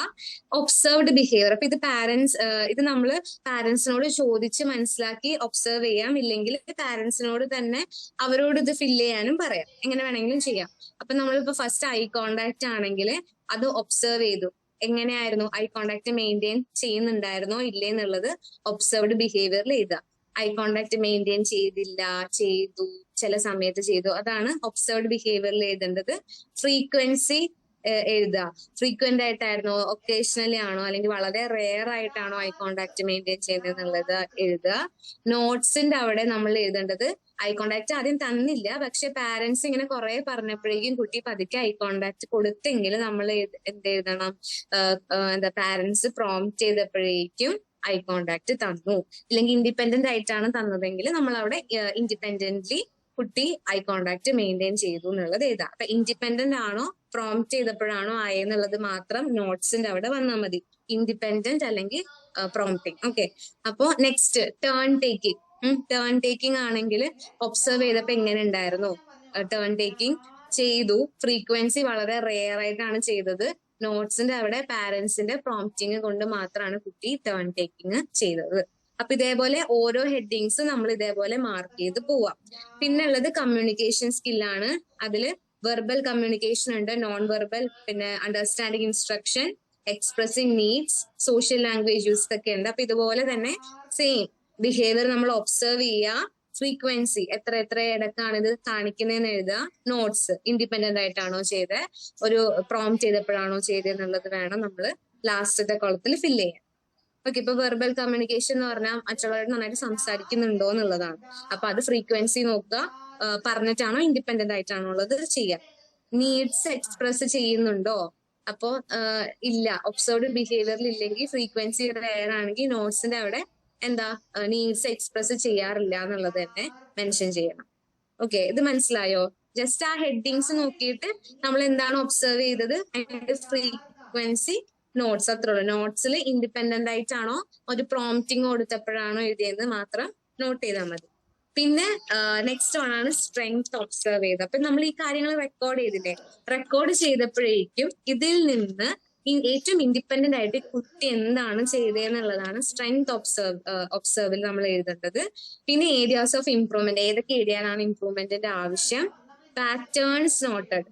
ഈ പറഞ്ഞ റെക്കോർഡിൽ ഏകദേശം സെയിം പാറ്റേൺ ഇല്ല, നമ്മളിങ്ങനെ പാറ്റേൺസ് കണ്ടുപിടിക്കാനൊക്കെ നമുക്ക് എളുപ്പമായിരിക്കും ഈ ഷീറ്റ് കൊടുത്തു കഴിഞ്ഞാൽ. അപ്പൊ പാറ്റേൺ ഏതാണെന്ന് നോക്കുക. ഫോളോ അപ്പ് ഒബ്സർവേഷൻ, നമ്മൾ 1 വീക്ക് കഴിഞ്ഞ് ഫോളോ അപ്പ് വെച്ചിട്ടുണ്ടെങ്കിൽ ആ ഒരു സമയത്ത് ഉണ്ടാവുന്ന കാര്യങ്ങൾ നമ്മൾ അവിടെ നോട്ട് ചെയ്യാം. ഓക്കെ, ഇത് ക്ലിയർ ആണോ? ഇല്ല, ഒന്നുകൂടെ പറയാമോ? ഒന്നുകൂടി പറയാം. Okay. Social and communication skill ഒബ്സർവേഷനിൽ നമ്മൾ ചെയ്യേണ്ടത് എന്താന്ന് വെച്ചാൽ, ഇപ്പൊ സോഷ്യൽ സ്കില്ലും ഒബ്സർവ് ചെയ്യണം, കമ്മ്യൂണിക്കേഷൻ സ്കില്ലും ഒബ്സർവ് ചെയ്യണം. അപ്പൊ സോഷ്യൽ സ്കില്ലിൽ കുറച്ച് കാര്യങ്ങൾ കൊടുത്തിട്ടില്ലേ അതില്? ഇപ്പൊ eye contact, turn taking, share, അങ്ങനെ കുറച്ച് കൊടുത്തിട്ടുണ്ടല്ലോ. അപ്പൊ അതില് ഐ കോണ്ടാക്ട് ആണെങ്കിൽ ഒബ്സർവ്ഡ് ബിഹേവിയർ, ആ കുട്ടിയില് നമ്മൾ ഒബ്സർവ് ചെയ്ത ബിഹേവിയർ എന്താണെന്നുള്ളത് എഴുതാം. ഐ കോണ്ടാക്ട് ഇപ്പൊ ആ കുട്ടി മെയിൻറ്റെയിൻ ചെയ്യാത്താണെന്ന് വിചാരിച്ചോ, അല്ലെങ്കിൽ നമ്മൾ കുറെ പറഞ്ഞിട്ടാണ് കുട്ടി ഐ കോണ്ടാക്ട് തന്നു എന്നാണെങ്കിൽ നമ്മൾ എന്ത് ചെയ്താ, ഒബ്സർവ്ഡ് ബിഹേവിയറിന്റെ അവിടെ ഐ കോണ്ടാക്ട് തന്നു എന്നുള്ളത് എഴുതാം. പിന്നെ ഫ്രീക്വൻസിയുടെ അവിടെ നമ്മൾ എഴുതേണ്ടത് എത്ര പ്രാവശ്യം തന്നു. ഫ്രീക്വന്റ് ആയിട്ട് എപ്പോഴെപ്പോഴും തരാറുണ്ടായിരുന്നു ഐ കോണ്ടാക്ട്, വല്ലപ്പോഴും ആണോ, വളരെ ചുരുക്കം മാത്രമാണോ തന്നെന്നുള്ളത് വേണം ഫ്രീക്വൻസിയിൽ എഴുതാൻ. നോട്ട്സിന്റെ അവിടെ നമ്മൾ എഴുതേണ്ടത് കുട്ടി സ്വന്തമായി ഐ കോണ്ടാക്ട് തന്നാണോ, ഇല്ലെങ്കിൽ പാരന്റ്സിൽ ആരെങ്കിലും ഒക്കെ ഇടപെടെ നോക്കുക, എന്റെ കണ്ണി നോക്കി സംസാരിക്കുന്നൊക്കെ പറഞ്ഞ ആരെങ്കിലും ഇങ്ങനെ പ്രോംപ്റ്റ് ചെയ്തപ്പോഴാണോ കുട്ടി അത് ചെയ്തത്, അത് വേണം നമ്മൾ നോട്ട്സിൽ എഴുതാൻ. ഇപ്പൊ ക്ലിയർ, സോഷ്യൽ സ്കില്ല് ക്ലിയർ ആണോ? ഓക്കെ. ഇനി നെക്സ്റ്റ് ഇതുപോലെ കമ്മ്യൂണിക്കേഷൻ സ്കില്ലില് അവരുടെ വെർബൽ കമ്മ്യൂണിക്കേഷൻ എങ്ങനെയാണ്, നോൺ വെർബൽ കമ്മ്യൂണിക്കേഷൻ എങ്ങനെയാണെന്നൊക്കെ ഉള്ളതാണ് ചെയ്യേണ്ടത്. അപ്പൊ ഒബ്സർവ്ഡ് ബിഹേവിയറിന്റെ അവിടെ ഇപ്പോ അണ്ടർസ്റ്റാൻഡിങ് ഇൻസ്ട്രക്ഷൻ ആണെന്ന് വിചാരിക്കും. അപ്പൊ ഒബ്സർവ്ഡ് ബിഹേവിയറിന്റെ അവിടെ ഇൻസ്ട്രക്ഷൻസ് മനസ്സിലാവുന്നുണ്ടോ എന്നുള്ളതല്ലേ. അപ്പൊ ഒബ്സർവ്ഡ് ബിഹേവിയറിന്റെ അവിടെ യെസ് മനസ്സിലാവുന്നുണ്ടെന്ന് എഴുതാം. ഫ്രീക്വൻസി എഴുതുമ്പോഴേക്കും എന്താ പറയാ, ഫ്രീക്വന്റ് ആയിട്ട് മനസ്സിലാവുന്നുണ്ടെന്നുള്ളത് എഴുതുക. കുട്ടിയുടെ എങ്ങനെയാന്ന് വെച്ചാൽ അങ്ങനെ എഴുതുക. നോട്ട്സിന്റെ അവിടെ എഴുതേണ്ടത് ഇൻഡിപെൻഡന്റ് ആയിട്ട് കുട്ടിക്ക് ഇൻസ്ട്രക്ഷൻസ് മനസ്സിലാവുന്നുണ്ട്, ആരുടെയും സഹായം ഇല്ലാതെ മനസ്സിലായി. അപ്പൊ ഇൻഡിപെൻഡന്റ് എന്ന് എഴുതണം. മറ്റുള്ളവരുടെ ഇൻഫ്ലുവൻസ് കൊണ്ടാണ് അല്ലെങ്കിൽ മറ്റൊരാൾ പറഞ്ഞിട്ടാണ് ആ കുട്ടി അത് ചെയ്യുന്നതെങ്കിൽ നമ്മൾ അവിടെ പ്രോംപ്റ്റിംഗ് എന്ന് എഴുതി കൊടുക്കും. ഓക്കെ, ഇപ്പൊ ക്ലിയർ ആണോ അത്? ക്ലിയർ ആയി. ഇനി നമ്മൾ എഴുതേണ്ടത് ഈ എന്താ പറയാ, ഈ വർക്ക്ഷീറ്റ് നോക്കിയിട്ട് ആ കുട്ടിയുടെ ഏറ്റവും വലിയ സ്ട്രെങ്ത് ഏതാണെന്നാണ് നമ്മൾ എഴുതുക. എന്നുവെച്ചാൽ ഏറ്റവും ഇൻഡിപെൻഡന്റ് ആയിട്ട് ചെയ്യുന്ന ഒരു കാര്യം ഉണ്ടാവില്ലേ, അപ്പൊ ആ കുട്ടിയുടെ ആ കാര്യം സ്ട്രെങ്ത്തിന്റെ അവിടെ എഴുതണം. പിന്നെ ഏരിയാസ് ഓഫ് ഇംപ്രൂവ്മെന്റിന് അവിടെ ആ കുട്ടി സ്വന്തമായിട്ട് ചെയ്യാതെ പാരന്റ്സ് ഒക്കെ പറഞ്ഞ് ചെയ്യിപ്പിച്ച കാര്യങ്ങൾ ഉണ്ടാവില്ലേ, അപ്പൊ അത് വേണം ഏരിയാസ് ഓഫ് ഇംപ്രൂവ്മെന്റിൽ എഴുതാൻ. പിന്നെ പാറ്റേൺസ് നോട്ടഡ് എന്ന് പറഞ്ഞാൽ അവർ ഈ ബോക്സ് എല്ലാം ഫില്ല് ചെയ്ത് കഴിഞ്ഞ് വരുമ്പോഴേക്കും ഒറ്റൊരു ബോക്സിൽ നമ്മൾ 2-3 ഷീറ്റ് കൊടുക്കാന്ന് വിചാരിക്കും ഓരോ വീക്കില്. അപ്പൊ ഈ ഓരോ വീക്കിന്റെ നമ്മൾ എടുത്തു നോക്കിയിട്ടുണ്ടെങ്കിൽ നമുക്ക് മനസ്സിലാവും, ഒരു ഏകദേശ പാറ്റേൺ മനസ്സിലാവും ഈ കുട്ടി എന്തൊക്കെയാണ് വീക്കായിട്ട് ഏറ്റവും ഉള്ളത്, എന്തിനൊക്കെ ഇമ്പ്രൂവ്മെന്റ് വന്നു എന്നൊക്കെ മനസ്സിലാവില്ലേ, അപ്പൊ അത് വേണം പാറ്റേണിൽ എഴുതാൻ. പിന്നെ ഫോളോ അപ്പിൽ എഴുതേണ്ടത് എന്തൊക്കെ മാറ്റങ്ങൾ ആ കുട്ടിക്ക് വന്നു. ഓക്കെ, നമ്മൾ റെമഡി കൊടുത്തു കഴിഞ്ഞപ്പോഴേക്കും ABA തെറാപ്പി റെമഡിയൽ ട്രെയിനിങ്സ് ഒക്കെ കൊടുത്തു കഴിഞ്ഞപ്പോഴേക്കും എന്തൊക്കെ മാറ്റങ്ങളാണ് ആ കുട്ടിക്ക് വന്നതെന്നുള്ളത് വേണം ഫോളോ അപ്പിൽ എഴുതാൻ. ഇപ്പൊ ക്ലിയർ ആയാ? ക്ലിയർ ആയി മാം. ഓക്കെ, ഈ നെക്സ്റ്റ് വൺ ആണ് play based assessment worksheet. Okay, അതൊന്നും എടുക്കണേ. Play based assessment worksheet. Okay, ഇനി ഇതിലെങ്ങനെയാന്ന് വെച്ചാൽ ഫസ്റ്റ് നമ്മൾ നേരത്തെ പറഞ്ഞ പോലെ ഇൻഫോർമേഷൻസ്, ഐഡന്റിഫൈങ് ഇൻഫോർമേഷൻസ് കൊടുക്കുക, സെറ്റിംഗ് ആൻഡ് മെറ്റീരിയൽസ്, അതിൽ ലൊക്കേഷൻ എഴുതുക, സ്ഥലം എഴുതുക, പിന്നെ ടോയ്സ് ഏതൊക്കെയാണ് കൊടുത്തതെന്ന് എഴുതുക. ഓക്കെ, ഇത് നമ്മൾ കൂടുതലും കളിക്കുന്ന സാധനങ്ങളില്ലേ അത് വെച്ചിട്ട് ചെയ്യുന്ന അസസ്മെന്റ് ആണ്. അപ്പൊ ടോയ്സ് ഏതൊക്കെയാ കൊടുത്തതെന്നുള്ളത് ഇപ്പൊ ബ്ലോക്സോ ഡോളോ വല്ല അങ്ങനെ കുറച്ച് എനിക്ക് തോന്നുന്നു അങ്ങനെ കുറച്ച് പേര് കൊടുത്തിട്ടുണ്ടെന്ന്. ആ പേരിലുള്ള ഏതെങ്കിലും ആണോ നമ്മൾ കൊടുത്തത്, അല്ലെങ്കിൽ അതർ ദാൻ ദാറ്റ് വേറെ ഏതെങ്കിലും ആണെങ്കിൽ അതിന്റെ പേരൊന്ന് എഴുതി വെക്കാം. എന്ത് ടോയ് ആണ് ആ കുട്ടിക്ക് കൊടുത്തേന്നുള്ളത് എഴുതാം. ഇനി ഒബ്സർവേഷൻ, നമ്മൾ ഒബ്സർവേഷൻ തുടങ്ങാണ്. First one social interaction. അതിൽ കുട്ടി എങ്ങനെ ഇന്ററാക്ട് ചെയ്തു എന്നുള്ളതാണ്. അപ്പൊ നമ്മൾ ഈ കുട്ടീനെ വേറൊരു കുട്ടിയുടെ കൂടി ഇരുത്തിയപ്പോഴാണ് ഈ സാധനം കൊടുത്തതെന്ന് വിചാരിക്കാം. അപ്പോ എങ്ങനെയാണ് ഈ കുട്ടി ഇനീഷ്യേറ്റ് ചെയ്തോ, ഈ കുട്ടിയാണോ ഇനീഷ്യേറ്റ് ചെയ്തത്, ഈ ഒരു ടോയ് വെച്ച് കളിക്കാൻ വേണ്ടി ഇനീഷ്യേറ്റ് ചെയ്ത ഈ കുട്ടിയാണോ, എപ്പോഴും ഇങ്ങനെയാണോ ചെയ്യാറ്? ഇതിപ്പോ പാരന്റ്സിന്റെ കയ്യിലാണ് നമ്മൾ ഇത് കൊടുക്കുക. അപ്പൊ പാരന്റ്സിനാണ് കൂടുതലും ഇത് അറിയാൻ പറ്റുക. ഡെയിലി നമുക്ക് ഇതിന്റെ ഒരു റെക്കോർഡ് വേണം. അപ്പൊ അവരായിട്ടാണോ ഈ പ്ലേ ഇനീഷ്യേറ്റ് ചെയ്തത്? അപ്പൊ ജസ്റ്റ് ഇതിൽ ടിക്കറ്റ് മാത്രം പോയാൽ മതി. Respond to others attempts to engage. വേറൊരു കുട്ടി കളിക്കാന്ന് പറഞ്ഞപ്പോഴേക്കും നമ്മുടെ കുട്ടിയുടെ ആ ഒരു ബിഹേവിയർ എന്തായിരുന്നു, എൻഗേജ് ആയോ എന്നുള്ളത് എഴുതുക, ടോയ്സ് ഒക്കെ ഷെയർ ചെയ്തോ എന്നുള്ളത് നോക്കുക, എംപതി കാണിച്ചോ എന്നുള്ളത് എഴുതുക. ജസ്റ്റ് ആ യെസ്, നോ, നീഡ്സ് പ്രോംപ്റ്റിംഗ് അങ്ങനത്തെ കുറച്ച് ഓപ്ഷൻസ് ഇല്ലേ, അത് ടിക്ക് ചെയ്ത് മാത്രം പോയാൽ മതി. ഓക്കെ, പാരന്റ്സ് ഒരു ടോയ് കൊടുക്കും. ആ ടോയ് കൊടുത്തതിന് ശേഷം ആ കുട്ടി ഓരോ സോഷ്യൽ ഇന്ററാക്ഷൻ, കമ്മ്യൂണിക്കേഷൻ സ്കിൽ, അങ്ങനെ ഓരോ സ്കില്ല് കൊടുത്തിട്ടുണ്ട്. അപ്പൊ ഇതിലൊക്കെ എങ്ങനെയായിരുന്നു എന്നുള്ളത് ഇൻഫോർമേഷൻ കിട്ടാൻ വേണ്ടിയിട്ടാണ് ജസ്റ്റ് നമ്മൾ ടിക്ക് ചെയ്ത് പോകുന്നത്. പിന്നെ കമ്മ്യൂണിക്കേഷൻ സ്കില്ലുണ്ട്. കമ്മ്യൂണിക്കേഷൻ സ്കില്ലില് എന്താ കുട്ടി എന്തെങ്കിലും പറയാൻ വേണ്ടി വേർഡ്സ് ഉപയോഗിക്കുന്നുണ്ടോ, നോൺ വെർബൽ ആയിട്ട്, എന്ന് വെച്ചാൽ നോൺ വെർബൽ എന്ന് ഉദ്ദേശിച്ചിരിക്കുന്നത് ഒരു വായ കൊണ്ട് പറയാതെ ഇപ്പൊ വേണം, തളിങ്ങനെ കാട്ടൂല വേണം വേണ്ട എന്നൊക്കെ, അതുപോലെ നോൺ വെർബൽ ആയിട്ട് കാണിക്കുന്നുണ്ടോ, നമ്മൾ കൊടുക്കുന്ന ഡയറക്ഷൻസ് ഫോളോ ചെയ്യുന്നുണ്ടോ എന്നുള്ളത് ടിക്ക് ചെയ്യുക. അതാണ് കമ്മ്യൂണിക്കേഷൻ സ്കില്ലിൽ വരുന്നത്. ക്ലിയർ ആവുന്നുണ്ടോ പറയുന്നത്? അത് ജസ്റ്റ് ടിക്ക് ചെയ്താൽ മതി. മനസ്സിലാവുന്നുണ്ടോ? ഓക്കെ, പിന്നെ കോഗ്നിറ്റീവ് സ്കില്ലില് നമ്മൾ പസിൽ കൊടുക്കാണ്. പസിൽ കൊടുത്തപ്പോഴേക്കും അത് കംപ്ലീറ്റ് ചെയ്യാൻ പറ്റുന്നുണ്ടോ, പിന്നെ കളേഴ്സ് ഒക്കെ അത് ടോയ് ആയിട്ട് ബന്ധപ്പെട്ടതല്ല, അതല്ലാതെ നമ്മൾ ചെയ്യിപ്പിക്കേണ്ടതാണ്. പസിൽ കൊടുത്തപ്പോ എങ്ങനെ ബിഹേവ് ചെയ്തല്ല, കംപ്ലീറ്റ് ചെയ്തോ, പിന്നെ കളേഴ്സ് ഒക്കെ ഐഡന്റിഫൈ ചെയ്യാൻ പറ്റുന്നുണ്ടോ, നമ്മളൊരു സ്റ്റോറി പറഞ്ഞു കൊടുത്താൽ അത് കേട്ട് സ്റ്റോറിയുടെ ഒരു സീക്വൻസ് മനസ്സിലാക്കാൻ പറ്റുന്നുണ്ടോ എന്ന് നോക്കുക. പിന്നെ demonstrate cause and effect understanding എന്ന് പറഞ്ഞാൽ ഇപ്പൊ ഒരു കാറ്, ടോയ് കാറിൽ സ്വിച്ച് ഉണ്ടെന്ന് വിചാരിച്ചോ, സ്വിച്ച് ഓൺ ചെയ്താൽ ഈ കാർ ഓൺ ആവും, ഇത് ഓഫ് ചെയ്താൽ ഈ കാറ് പിന്നെ അനങ്ങില്ല, അങ്ങനെയുള്ള കാര്യങ്ങളില്ലേ അത് കുട്ടിക്ക് മനസ്സിലാവുന്നുണ്ടോ നോക്കാം. എന്ന് വെച്ചിട്ടുണ്ടെങ്കിൽ ഒരു സാധനം ഓൺ ചെയ്താലാണ് അത് അനങ്ങുക, ഓഫ് ചെയ്താലാണ് അത് അങ്ങനെ തന്നെ നിൽക്കുക, അങ്ങനത്തെ കാര്യങ്ങൾ ആ കുട്ടിക്ക് മനസ്സിലാവുന്നുണ്ടോ എന്നുള്ളതാണ് ആ ചോദിച്ചിരിക്കുന്നത്. Demonstrate cause and effect understanding എന്ന് പറഞ്ഞാൽ അതാണ്. അപ്പൊ യെസ് ആണോ നോ ആണോ, നീഡ് പ്രോംപ്റ്റിംഗ് അത് മാർക്ക് ചെയ്യുക. പിന്നെ ഏതാണ് fine motor skill, objects grab ചെയ്യുന്നുണ്ടോ, എടുക്കുന്നുണ്ടോ, കുഞ്ഞു കുഞ്ഞു ഒബ്ജക്ട്സ് എടുക്കുന്നുണ്ടോ, ക്രയോൺ യൂസസ് ടൂൾസ് കറക്റ്റ്ലി, അപ്പൊ അത് ഉദ്ദേശിക്കുന്നത് പെൻസില്, ക്രയോൺസ് ഇതൊക്കെ കറക്റ്റ് ആയിട്ടാണ് ഉപയോഗിക്കുന്നത്. ബ്ലോക്ക് കൺസ്ട്രക്ഷൻ, നമ്മൾ ബ്ലോക്സ് കൊടുത്തിട്ടുണ്ടെങ്കിൽ അത് ഇങ്ങനെ കറക്റ്റ് ആയിട്ട് വെക്കുന്നുണ്ടോ, അല്ലെങ്കിൽ നമ്മൾ സഹായിക്കണോ, അതെന്താന്ന് വെച്ചിട്ടുണ്ടെങ്കിൽ അത് ടിക്ക് ചെയ്യാം. പിന്നെ ഉള്ളത് ഗ്രോസ് മോട്ടർ ആണ്. അതിൽ കുട്ടി ഓടുന്നുണ്ടോ ചാടുന്നുണ്ടോ എന്നൊക്കെ ഉള്ളത് നോക്കുക. ബാലൻസ് ഓൺ വൺ ഫുട്ട്, നമ്മളിപ്പോ കുട്ടീനെ കൊണ്ട് ഒരു കാലിൽ നിർത്തി നോക്കണം. പിന്നെ നമ്മളൊരു ബോള് ത്രോ ചെയ്യുമ്പോഴത്തേക്കും അത് ക്യാച്ച് ചെയ്യുന്നുണ്ടോ എന്നുള്ളത് എഴുതുക. പിന്നെ ഇമാജിനേറ്റീവ് പ്ലേ ആണ്. ഇമാജിനേറ്റീവ് പ്ലേയിൽ നമ്മൾ എഴുതേണ്ടത് ചില കുട്ടികളില്ലേ ഈ ചൂലൊക്കെ എടുത്തിട്ട് ഇതെന്റെ കുതിരയാന്നൊക്കെ പറഞ്ഞിട്ട് നടക്കും. ചൂല് കുതിരയാന്ന് പറഞ്ഞ അതിന്റെ പൊക്കത്തേറി നടക്കുന്ന കുട്ടികളുണ്ട്. അല്ലെങ്കിൽ നമ്മൾ തന്നെ എന്തെങ്കിലും ഒരു സാധനത്തിനെ അതൊരു ഇമാജിനേറ്റീവ് ആയിട്ടുള്ളൊരു ഇതായിട്ട് വെച്ചിട്ട് അങ്ങനെ നമ്മൾ പ്ലേ ചെയ്യില്ലേ. ഇപ്പോ ഒരു ബോക്സ് ഉണ്ടെങ്കിൽ ബോക്സ് കാറാണെന്നും പറഞ്ഞൊക്കെ കളിക്കില്ല. അതുപോലെ ഇമാജിനേറ്റീവ് പ്ലേ ഒബ്ജക്ട്സ് വേറെ കാര്യങ്ങൾ എക്സ്പ്രസ് ചെയ്യാൻ വേണ്ടി ഉപയോഗിക്കുന്നുണ്ടോ എന്നുള്ളത് നോക്കാം. പിന്നെ സ്റ്റോറീസ് ഒക്കെ കേൾക്കുമ്പോൾ അതുപോലെ ആക്ട് ചെയ്യാൻ നോക്കുന്നുണ്ടോ, റോൾ പ്ലേ. ഇപ്പൊ അച്ഛൻ പറയുന്ന പോലെ തന്നെ ഈ കുട്ടിയും അച്ഛനെ പോലെ അഭിനയിച്ചൊക്കെ പറയില്ലേ, വേറൊരു ആളെ പോലെ റോൾ പ്ലേയിങ് ഒക്കെ ചെയ്യില്ലേ, അപ്പൊ അത് ചെയ്യുന്നുണ്ടോ എന്നുള്ളത് ഫില്ല് ചെയ്യുക. ജസ്റ്റ് ഇത് വായിച്ചു നോക്കുക, യെസ് നോ എന്നുള്ളത് അതിലെന്തോ ഓപ്ഷൻസ് ആണോ കൊടുത്തിരിക്കുന്നത് അതൊന്ന് ടിക്ക് ചെയ്യുക. എന്നിട്ട് നമ്മൾ എന്താ ചെയ്യേണ്ടത്, സ്ട്രെങ്ത് ഒബ്സർവ്. ഈ കാര്യങ്ങളിൽ ഏറ്റവും കൂടുതൽ സ്ട്രെങ്ത് ഒബ്സർവ് ചെയ്ത ഏരിയാസ് എഴുതണം. ഇപ്പൊ എല്ലാ സ്കില്ലിൽ നിന്നും ഏതെങ്കിലും ഒരു കാര്യം ഉണ്ടാവും ഏറ്റവും നന്നായിട്ട് ചെയ്യുന്നത്, അപ്പൊ അത് എഴുതുക. ഫെർദർ ഡെവലപ്മെന്റ് വേണ്ട കാര്യങ്ങൾ എന്താണെന്നുള്ളത് എഴുതുക. പിന്നെ നമ്മൾ എന്ത് ട്രെയിനിങ് ആണ് ഈ കുട്ടിക്ക് കൊടുക്കാൻ പോകുന്നത് അതാണ് നെക്സ്റ്റ് എഴുതേണ്ടത്.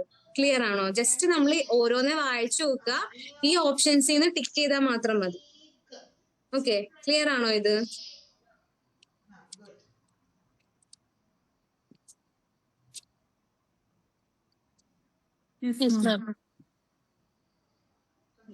ഇനി നെക്സ്റ്റ് നമ്മൾ നോക്കാൻ പോകുന്നത് എന്തൊക്കെയാണ് ഇനി കുട്ടികൾക്ക് നമുക്ക് കൊടുക്കേണ്ട കുറച്ച് കാര്യങ്ങളില്ല. അപ്പൊ ABA തെറപ്പി എന്ന് പറയുന്നത് തന്നെ നമ്മൾ ഫോക്കസ് ചെയ്യുന്നത് ബിഹേവിയർ എന്താണ്, ഏതാണ് പ്രോബ്ലമാറ്റിക് ബിഹേവിയർ എന്ന് കറക്റ്റ് ആയിട്ട് കണ്ടുപിടിക്കുക, അതിന്റെ പിന്നിലുള്ള കാരണം കണ്ടുപിടിക്കുക, അതിനെ പരിഹരിക്കാനുള്ള കാര്യങ്ങൾ ചെയ്യുക. അപ്പം നോർമലി നമ്മൾ പറഞ്ഞു അതിന്റെ ABAയുടെ പ്രിൻസിപ്പൾസ് തന്നെ ഉള്ളതാണ്.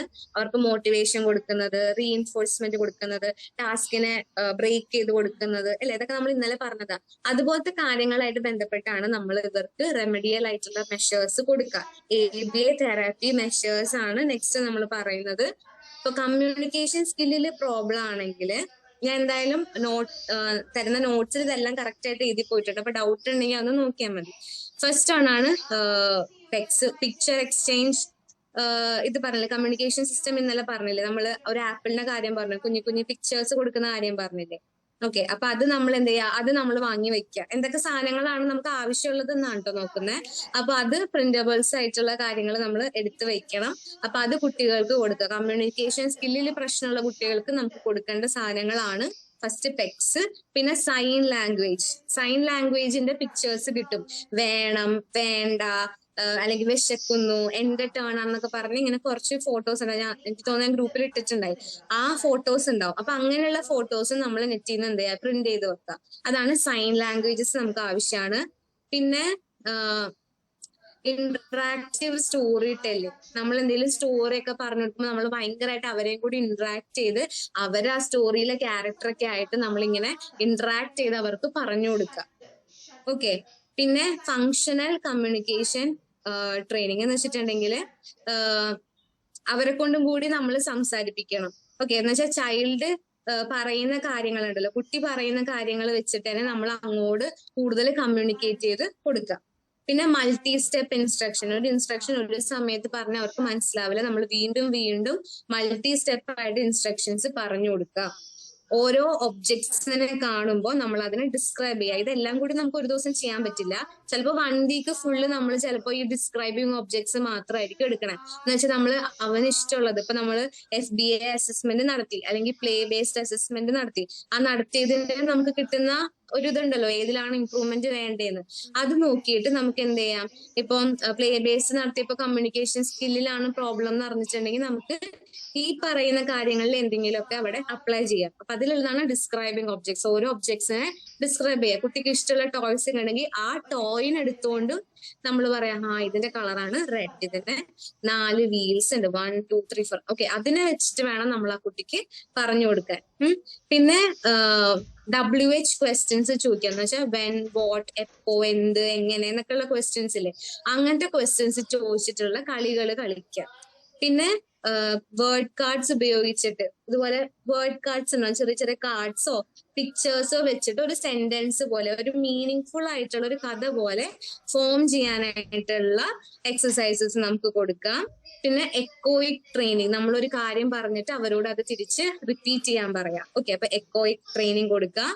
പിന്നെ കുട്ടിയുടെ അടുത്ത് ഒരു ദിവസം നടന്ന കാര്യങ്ങളൊക്കെ നറേറ്റ് ചെയ്യാൻ പറയാം. ഇതെല്ലാം ചെയ്യുന്ന സമയം എത്ര തവണയാണോ അവൻ ശരിയാക്കുന്നേ, ഒരു സെഷന് കുട്ടി വന്നു, അപ്പൊ നമ്മൾ കുറച്ച് കാര്യങ്ങൾ ചെയ്തു, അതിൽ നമുക്ക് സാറ്റിസ്ഫാക്ഷൻ കിട്ടിയാലും ഇല്ലെങ്കിലും നമ്മൾ എന്ത് ചെയ്യണം, ആ സെഷൻ കഴിയുമ്പോഴേക്കും കുട്ടിക്ക് എന്തെങ്കിലും ഒരു ചെറിയൊരു റിവാർഡ് കൊടുക്കാം. എന്നാലേ കുട്ടി വീണ്ടും നമ്മളുടെ അടുത്ത് വരുള്ളൂ, അതുപോലെ കുട്ടിക്ക് ഒരു ഇമ്പ്രൂവ്മെന്റും കണ്ടെത്താനായിട്ട് പറ്റുള്ളൂ. അപ്പൊ നമ്മളുടെ അടുത്ത് വരുമ്പോൾ ഇതിൽ ഏതെങ്കിലും ഒന്ന് നമ്മൾ ചെയ്തു കൊടുക്കുക, എന്നിട്ട് പാരന്റ്സിന് ചെയ്യാനുള്ളതും കൂടി നമ്മൾ എഴുതി കൊടുത്തു വിടണം. ഓക്കെ, അപ്പൊ ഒന്നും കൂടി പറയാം. കമ്മ്യൂണിക്കേഷൻ സ്കില്ലിലാണ് പ്രോബ്ലം എങ്കിൽ നമ്മൾ പിക്ചർ എക്സ്ചേഞ്ച് കമ്മ്യൂണിക്കേഷൻ, ഇപ്പൊ ഫോട്ടോസ്, അതിന്റെ പിക്ചേഴ്സ് ഒക്കെ നമ്മൾ പ്രിന്റ് ഔട്ട് ചെയ്ത് വെച്ചിട്ട് അത് ഉപയോഗിക്കുക. പിന്നെ ഇന്ററാക്റ്റീവ് സ്റ്റോറി ടെല്ലിംഗ് ഉപയോഗിക്കുക. ഇൻസ്ട്രക്ഷൻസ് പറഞ്ഞു കൊടുക്കുക, മൾട്ടി സ്റ്റെപ്പ് ആയിട്ട് പറഞ്ഞു കൊടുക്കുന്നത് ഉപയോഗിക്കാം. ഒബ്ജക്ട്സ് ഡിസ്ക്രൈബ് ചെയ്യുക. പിന്നെ WH ക്വസ്റ്റ്യൻസ് ഇങ്ങനെ ചോദിച്ച് കളിക്കുന്ന പോലെ പ്രാക്ടീസ് ചെയ്യുക. കുഞ്ഞു കുഞ്ഞു കാർഡ്സ് വെച്ചിട്ട് ഒരു സെന്റൻസ് ഫോം ചെയ്യുന്ന പോലെ ചെയ്യുക. എക്കോയിക് ട്രെയിനിങ്, നമ്മളൊരു കാര്യം പറയുമ്പോൾ അവരോട് അത് റിപ്പീറ്റ് ചെയ്യാൻ പറയാം, നല്ല ശബ്ദത്തിൽ അവരോട് റിപ്പീറ്റ് ചെയ്യാൻ പറയണം. ആദ്യമൊന്നും സൗണ്ട് ഉണ്ടാവില്ല, ഇൻട്രസ്റ്റ് കാണിക്കില്ല, പക്ഷെ പതുക്കെ പതുക്കെ അത് ആയിക്കോളും. അപ്പൊ എക്കോയിക് ട്രെയിനിങ് കൊടുക്കുക. പിന്നെ കുട്ടിയുടെ അടുത്ത് ചോദിക്കുക, രാവിലെ എഴുന്നേറ്റിട്ട് എന്താ നടന്നേന്നൊന്ന് പറഞ്ഞേ എന്നൊക്കെ പറഞ്ഞ് നമ്മളും കൂടി ഒന്ന് പ്രോംപ്റ്റ് ചെയ്ത് കൊടുത്ത് അവരെ കൊണ്ട് പറയിപ്പിക്കുക. അപ്പൊ ഇത്രയും കാര്യങ്ങളാണ് നമ്മൾ കമ്മ്യൂണിക്കേഷൻ സ്കില്ലിൽ പ്രോബ്ലം ഉണ്ടെങ്കിൽ നമ്മൾ ചെയ്യേണ്ടത്. ഏറ്റവും കൂടുതൽ ഇതിന് ഉപയോഗിക്കുക PECS ആണ്, പിക്ചർ എക്സ്ചേഞ്ച് കമ്മ്യൂണിക്കേഷൻ സിസ്റ്റം ആണ് നമ്മൾ കൂടുതലും ഉപയോഗിക്കുക. ക്ലിയർ ആണോ ഇത്? ഓക്കെ, ഇനി നെക്സ്റ്റ് സോഷ്യൽ സ്കില്ലിലാണ് പ്രോബ്ലം എങ്കിൽ നമ്മൾ എന്തൊക്കെയാ ചെയ്യേണ്ടതെന്ന് വെച്ചാൽ, സോഷ്യൽ സ്കിൽ എന്ന് പറഞ്ഞാൽ ഈ കുട്ടി പുറത്തൊക്കെ പോകുമ്പോഴാണ് കൂടുതൽ പ്രശ്നം ഉണ്ടാക്കുക, അല്ലെങ്കിൽ മറ്റുള്ളവരുടെ ഇന്ററാക്ഷൻ വരുമ്പോഴാണ്, അങ്ങനെയൊക്കെയാണെന്ന് തോന്നിയിട്ടുണ്ടെങ്കിൽ സോഷ്യൽ സ്കില്ലിലായിരിക്കും. അപ്പൊ അങ്ങനെയാണെങ്കിൽ നമുക്ക് ചെയ്യാൻ പറ്റുന്നതാണ് first one, look at me game. Look at me game എന്ന് പറഞ്ഞിട്ടുണ്ടെങ്കിൽ നമ്മളിങ്ങനെ പറയാം, അങ്ങനത്തെ എന്തെങ്കിലും ഒരു ഗെയിം നമ്മളായിട്ട് തന്നെ കുറച്ച് ഗെയിംസ് ഒക്കെ സ്വന്തമായിട്ട് ക്രിയേറ്റ് ചെയ്യുക, എന്നിട്ട് എന്നെ നോക്കാനായിട്ട് പറയണം. ലുക്ക് അറ്റ് മീ എന്ന് പറയാം. അപ്പൊ എത്ര തവണ നോക്കുന്നു അതനുസരിച്ച് പോയിന്റ് കിട്ടും, അപ്പൊ ഒരു ഗിഫ്റ്റ് കിട്ടും എന്നുള്ള ആ രീതിയിൽ കുട്ടീനെ പറഞ്ഞു കൊടുക്കുക. അപ്പൊ ലുക്ക് അറ്റ് മീ ഗെയിംസ് കൊടുക്കുക. പിന്നെ pass the ball. Okay, ball passing ഇല്ലേ, അതിപ്പോ നമ്മളും കുട്ടിയും പാരന്റ്സ് വെച്ചിട്ട് ഒരു ബോൾ പാസിംഗ് പോലെ ചെയ്യുക. എന്ന് വെച്ചാൽ കുട്ടി വെയിറ്റ് ചെയ്യണം, കുട്ടിയുടെ ടേണിന് വേണ്ടി വെയിറ്റ് ചെയ്യണം. അതിനു വേണ്ടിയിട്ടാണ് നമ്മൾ പാസ് ദ ബോൾ കളിക്കുന്നത്. അപ്പൊ പതുക്കെ കുട്ടിക്ക് ആ സോഷ്യൽ സ്കിൽ ഉണ്ടായി വരും. അപ്പൊ first look at me game കൊടുക്കുക, പിന്നെ ഇപ്പോ പാസ് ദ ബോൾ ചെയ്യിക്കുക. പിന്നെ ബോർഡ് ഗെയിം, എന്തെങ്കിലും ചെറിയ ചെറിയ ബോർഡ് ഗെയിംസ് ഒക്കെ ഉണ്ടെങ്കിൽ അത് കൊടുക്കുക.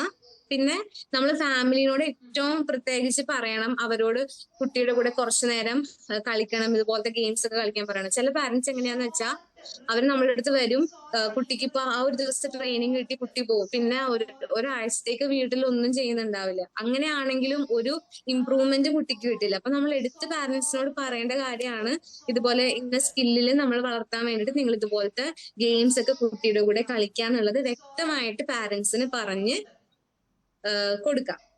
പിന്നെ സോഷ്യൽ സ്റ്റോറീസ് പറഞ്ഞു കൊടുക്കുക. ഇപ്പൊ ഒരു എക്സാമ്പിൾ പറയുകയാണെങ്കിൽ നമ്മൾ പറയണേണ്, കഴിഞ്ഞ ദിവസം എന്റെ വീടിന്റെ അടുത്തുള്ള ഒരു കുട്ടിയുടെ ബർത്ത്ഡേ ആയിരുന്നു. അപ്പൊ ബർത്ത്ഡേ ആയിരുന്ന സമയത്ത് അവിടുത്തെ എല്ലാ പിള്ളേരും വന്നു. അപ്പൊ ഒരു കേക്ക് ആയിട്ടാ വന്നത്. വേറൊരു കൊച്ചു ഓടി വന്നപ്പോഴേക്കും ഈ കേക്ക് താഴെ വീണ, കേക്കൊക്കെ നശിഞ്ഞു പോയി. അവസാനം ബർത്ത്ഡേ ഉള്ള കുട്ടിക്ക് കേക്ക് കട്ട് ചെയ്യാൻ പറ്റില്ല. അതുപോലെ കുഞ്ഞു കുഞ്ഞു കഥയൊക്കെ പറഞ്ഞു കൊടുക്കുക. അയ്യോ അപ്പൊ നമ്മൾ എന്ത് ചെയ്യും അല്ലേ, അങ്ങനത്തെ രീതിയിൽ ക്വസ്റ്റ്യൻസ് കുട്ടിയുടെ അടുത്ത് ചോദിക്കാം. അപ്പൊ ആദ്യം ഒന്നും പറയൂല, പക്ഷെ ഇതൊരു നമ്മളായിട്ട് കുറച്ചും കൂടി റാപ്പ് ഒക്കെ ബിൽഡ് ചെയ്ത് കഴിഞ്ഞ് ഒരു ഇതാവുമ്പോഴേക്കും കുട്ടി പതുക്കെ റെസ്പോണ്ട് ചെയ്യാനായിട്ട് തുടങ്ങും. അപ്പൊ നമുക്ക് എന്ത് ചെയ്യാം, ഇതുപോലത്തെ സോഷ്യൽ ആയിട്ടുള്ള സ്റ്റോറീസ്, ഇങ്ങനത്തെ സിറ്റുവേഷണൽ സ്റ്റോറീസ് പറഞ്ഞു കൊടുക്കാം. ഗ്രൂപ്പ് ആക്ടിവിറ്റീസ്, ഈ പാസ് ദ ബോൾ പോലത്തെ ആക്ടിവിറ്റീസ് ഒക്കെ ചെയ്യുക. പിന്നെ നമ്മൾ കോംപ്ലിമെന്റ്സ് കൊടുത്തോണ്ടേ ഇരിക്കാം. കുട്ടി എന്ത് ചെയ്താലും ഗുഡ് കോംപ്ലിമെന്റ്സ് പറഞ്ഞു കൊടുക്കുക. അതുപോലെ അവരോട് തിരിച്ചു പറയാനായിട്ട് റിപ്പീറ്റ് ചെയ്യിപ്പിക്കുകയും വേണം. പിന്നെ ഇങ്ങനെ ഹായ് ഹലോ എന്നൊക്കെ പറഞ്ഞു കൊടുക്കാൻ വേണ്ടിയിട്ട് അവർക്ക് പറഞ്ഞ് മനസ്സിലാക്കി കൊടുക്കുക. ഇങ്ങനെ ചെയ്തിട്ടുണ്ടെങ്കിൽ അത് ഹായ് ആണ്, ഹലോ ആണ് എന്നൊക്കെ ഉള്ളത്. അല്ലെങ്കിൽ ഹാൻഡ് ഷേക്ക് കൊടുക്കണം, വേണം, അങ്ങനത്തെ കാര്യങ്ങളൊക്കെ പതുക്കെ പതുക്കെ പഠിപ്പിച്ചു, അത് ഗെയിമിലൂടെ നമ്മൾ എന്ത് ചെയ്യുക, പഠിപ്പിച്ചു കൊടുക്കുക. ഏറ്റവും കൂടുതൽ നമ്മൾ ഈ അസസ്മെന്റ് ചെയ്ത കാര്യങ്ങളിൽ നിന്ന് ഈ കുട്ടിയുടെ പ്രിഫറൻസ് മനസ്സിലാക്കിയുള്ള റീഎൻഫോഴ്സ്മെന്റ് കാര്യങ്ങൾ കൊടുക്കുക. അതിപ്പോ ഇപ്പൊ എന്തെങ്കിലും കാറാണ് ഇഷ്ടം എന്ന് വെച്ചാൽ, പക്ഷെ നമുക്ക് എപ്പോഴും കാറ് തെറാപ്പിസ്റ്റിന് എപ്പോഴും കൊടുക്കാൻ പറ്റണം എന്നില്ല. അപ്പൊ അങ്ങനെയാണെങ്കിൽ നമ്മൾ പാരന്റ്സിനോട് സംസാരിച്ചിട്ട് ആ കുട്ടിക്ക് ആവശ്യമായുള്ള കാര്യങ്ങൾ പാരന്റ്സിനെ കൊണ്ട് തന്നെ വാങ്ങിപ്പിച്ചിട്ട് നമ്മൾ കൊടുക്കും. ഓക്കെ, അത് എക്സെപ്ഷണൽ ആണ്, നമുക്ക് കൊടുക്കാൻ പറ്റുമെങ്കിൽ നമ്മൾ തന്നെ കൊടുക്കുക, ഇല്ലെങ്കിൽ പാരന്റ്സിനെ കൊണ്ട് അത് നമ്മൾ ചെയ്യും. ഓക്കെ, ഇനി പിന്നെയുള്ളതാണ്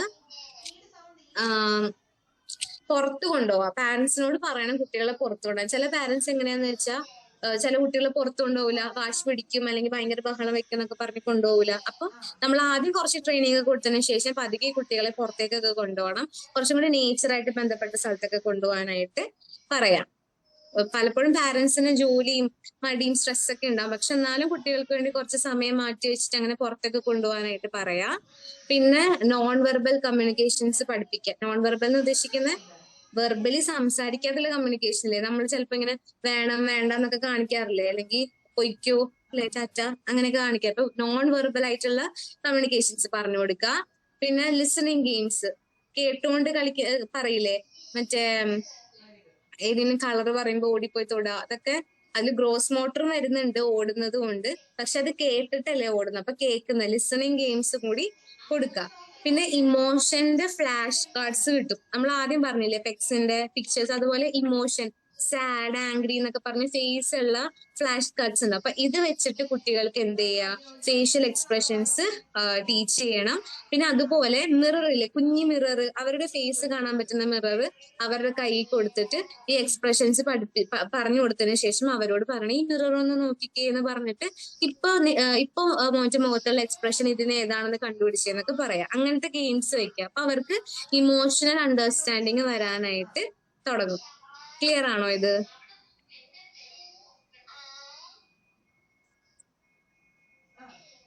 യെസ് മാം.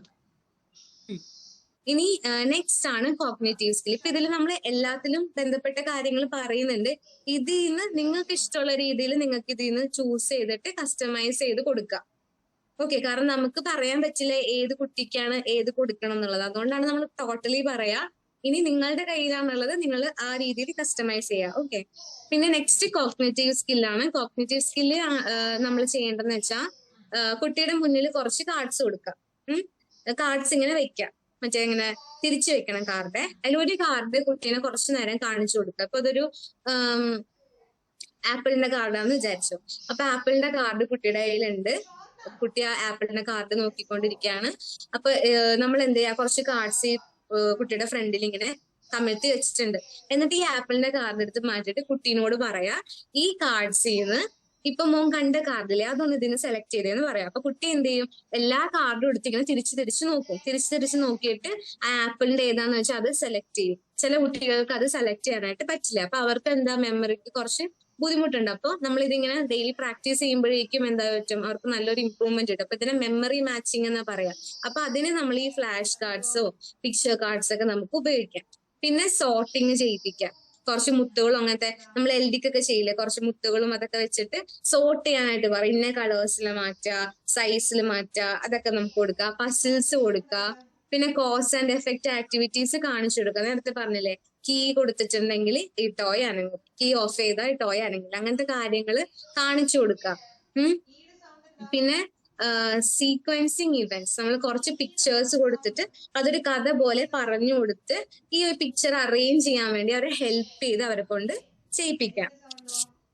പിന്നെ ഒരു സ്റ്റോറി, നമുക്ക് പിക്ചർ സ്റ്റോറി ഉണ്ടാവില്ലേ, ഇങ്ങനെ പസിൽസ് പോലെ, ആ സ്റ്റോറീസ് ഡിഫറെന്റ് പീസസ് ആയിട്ടുണ്ടാവും. നമ്മൾ കഥ പറഞ്ഞതിന് ശേഷം അവരോട് പറയാം ഈ പിക്ചേഴ്സ് ഒന്ന് ഞാൻ പറഞ്ഞ കഥ പോലെ ഒന്ന് അറേഞ്ച് ചെയ്യാമോ, അങ്ങനെ ചോദിക്കാം. പിന്നെ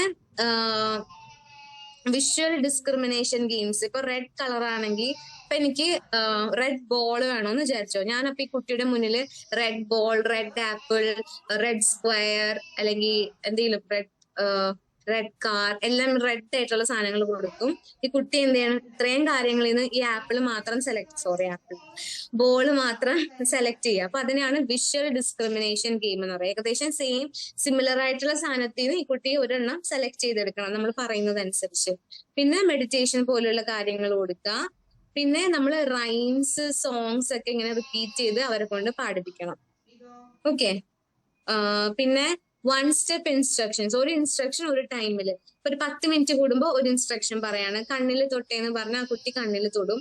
പിന്നെ ഒരു 10 മിനിറ്റേക്ക് ഒന്നും പറയണ്ട, പിന്നെ വേറെ എന്തെങ്കിലും പറയാം. അങ്ങനെ ഒരു ഇൻസ്ട്രക്ഷൻ ഒരു ടൈമിൽ കൊടുത്ത് അങ്ങനെ ആ കുട്ടീനെ കൊണ്ട് ചെയ്യിപ്പിക്കുക. അത് അങ്ങനെ ഇടക്കിടക്ക് നമ്മൾ ചെയ്യിപ്പിക്കണം. ക്ലിയർ ആണോ ഇത്?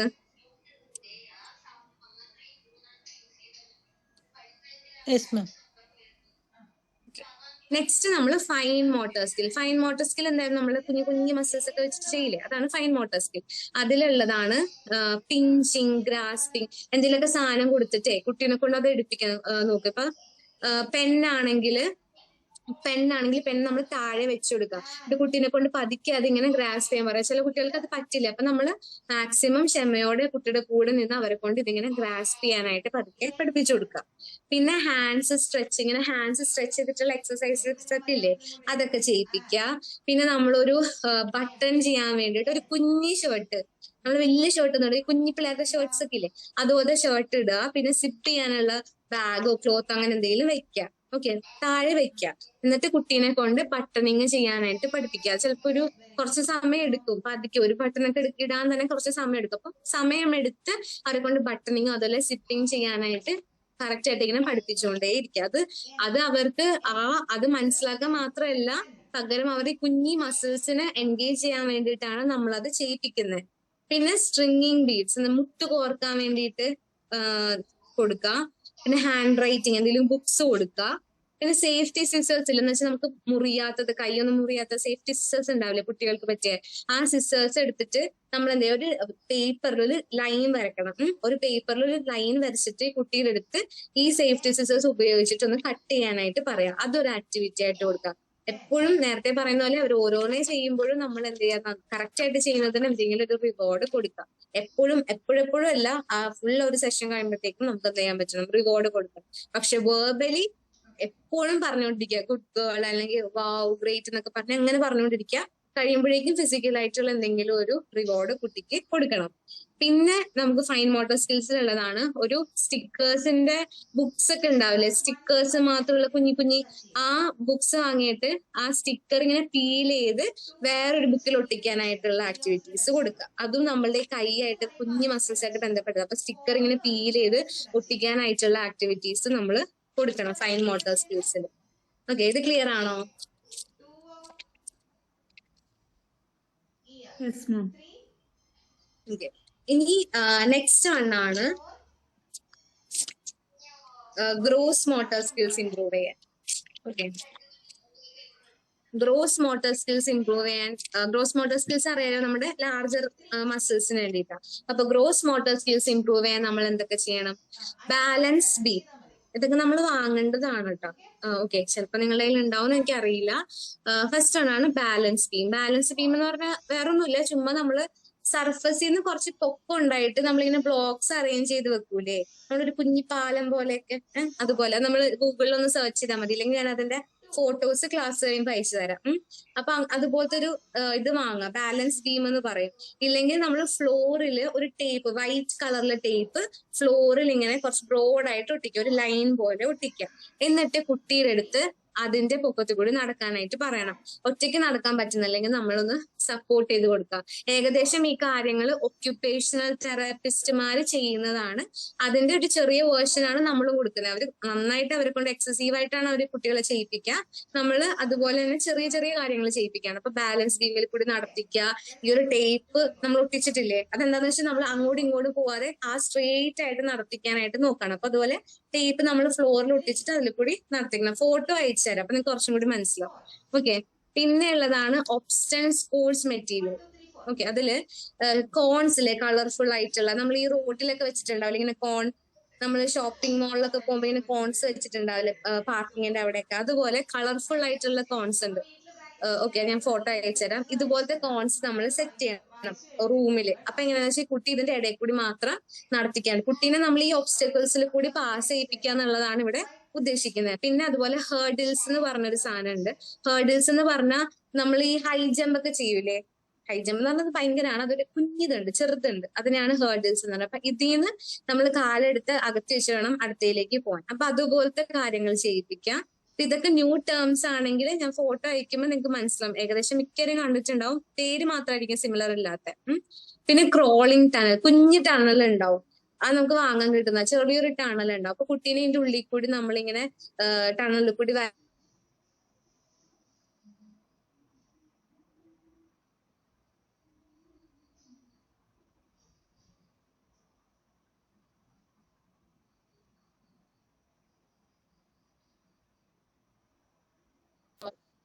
ഒരു ബ്ലോക്ക് ഇങ്ങനെ വെച്ചിട്ടുണ്ടാവും. ഈ കുട്ടീനോട് നമ്മൾ ചാടി ഈ കുട്ടിയോട് ഈ ബ്ലോക്കിന്റെ പൊക്കത്ത് അടിക്കും വന്ന് നിൽക്കണ്ട. അപ്പൊ കുഞ്ഞു കുഞ്ഞു ബ്ലോക്സ്. പിന്നെ അതുപോലെ ഫോമാറ്റ്. അപ്പൊ നമ്മൾ ഈ ഇതൊക്കെ ചെയ്യുമ്പോൾ എന്താ ശ്രദ്ധിക്കേണ്ടതെന്ന് വെച്ചാൽ ആ ഒരു ഫ്ലോർ മൊത്തം നമ്മൾ എന്താ പറയാ വീണാലും ഒന്നും പറ്റാത്ത രീതിയിലുള്ള മാറ്റ്സ് ഫുള്ള് വിരിച്ചിട്ടുണ്ടാവണം. എന്നിട്ട് വേണം ഈ കുട്ടികളെ കൊണ്ട് ഇത് ചെയ്യിപ്പിക്കാൻ. അതല്ലാതെ ചെയ്തിട്ടുണ്ടെങ്കിൽ കുട്ടിക്ക് എന്തെങ്കിലും ഫിസിക്കൽ ഇഞ്ചറി വന്നാൽ വലിയ പ്രശ്നമാകും. അപ്പോൾ ഉറപ്പായിട്ടും ഫുള്ളി അസിസ്റ്റ് ചെയ്ത് അതോടൊപ്പം ഈ ഫോമാറ്റ്സ് ഒക്കെ വിരിച്ച് നമ്മൾ ആദ്യമൊക്കെ ഒന്ന് ട്രൈ ചെയ്യുക. വീണാൽ എന്തെങ്കിലും പറ്റുന്നൊക്കെ നോക്കിയിട്ട് മാത്രം വേണം കുട്ടികളെ കൊണ്ട് ഇത് ചെയ്യിപ്പിക്കാൻ. ഓക്കെ, അപ്പൊ ഇതാണ് ഒബ്സ്റ്റൻസ് സ്പോർട്സ് നമ്മൾ ചെയ്യേണ്ട കാര്യങ്ങൾ. അപ്പൊ ഞാൻ ഫോട്ടോ അയച്ചു തരാം.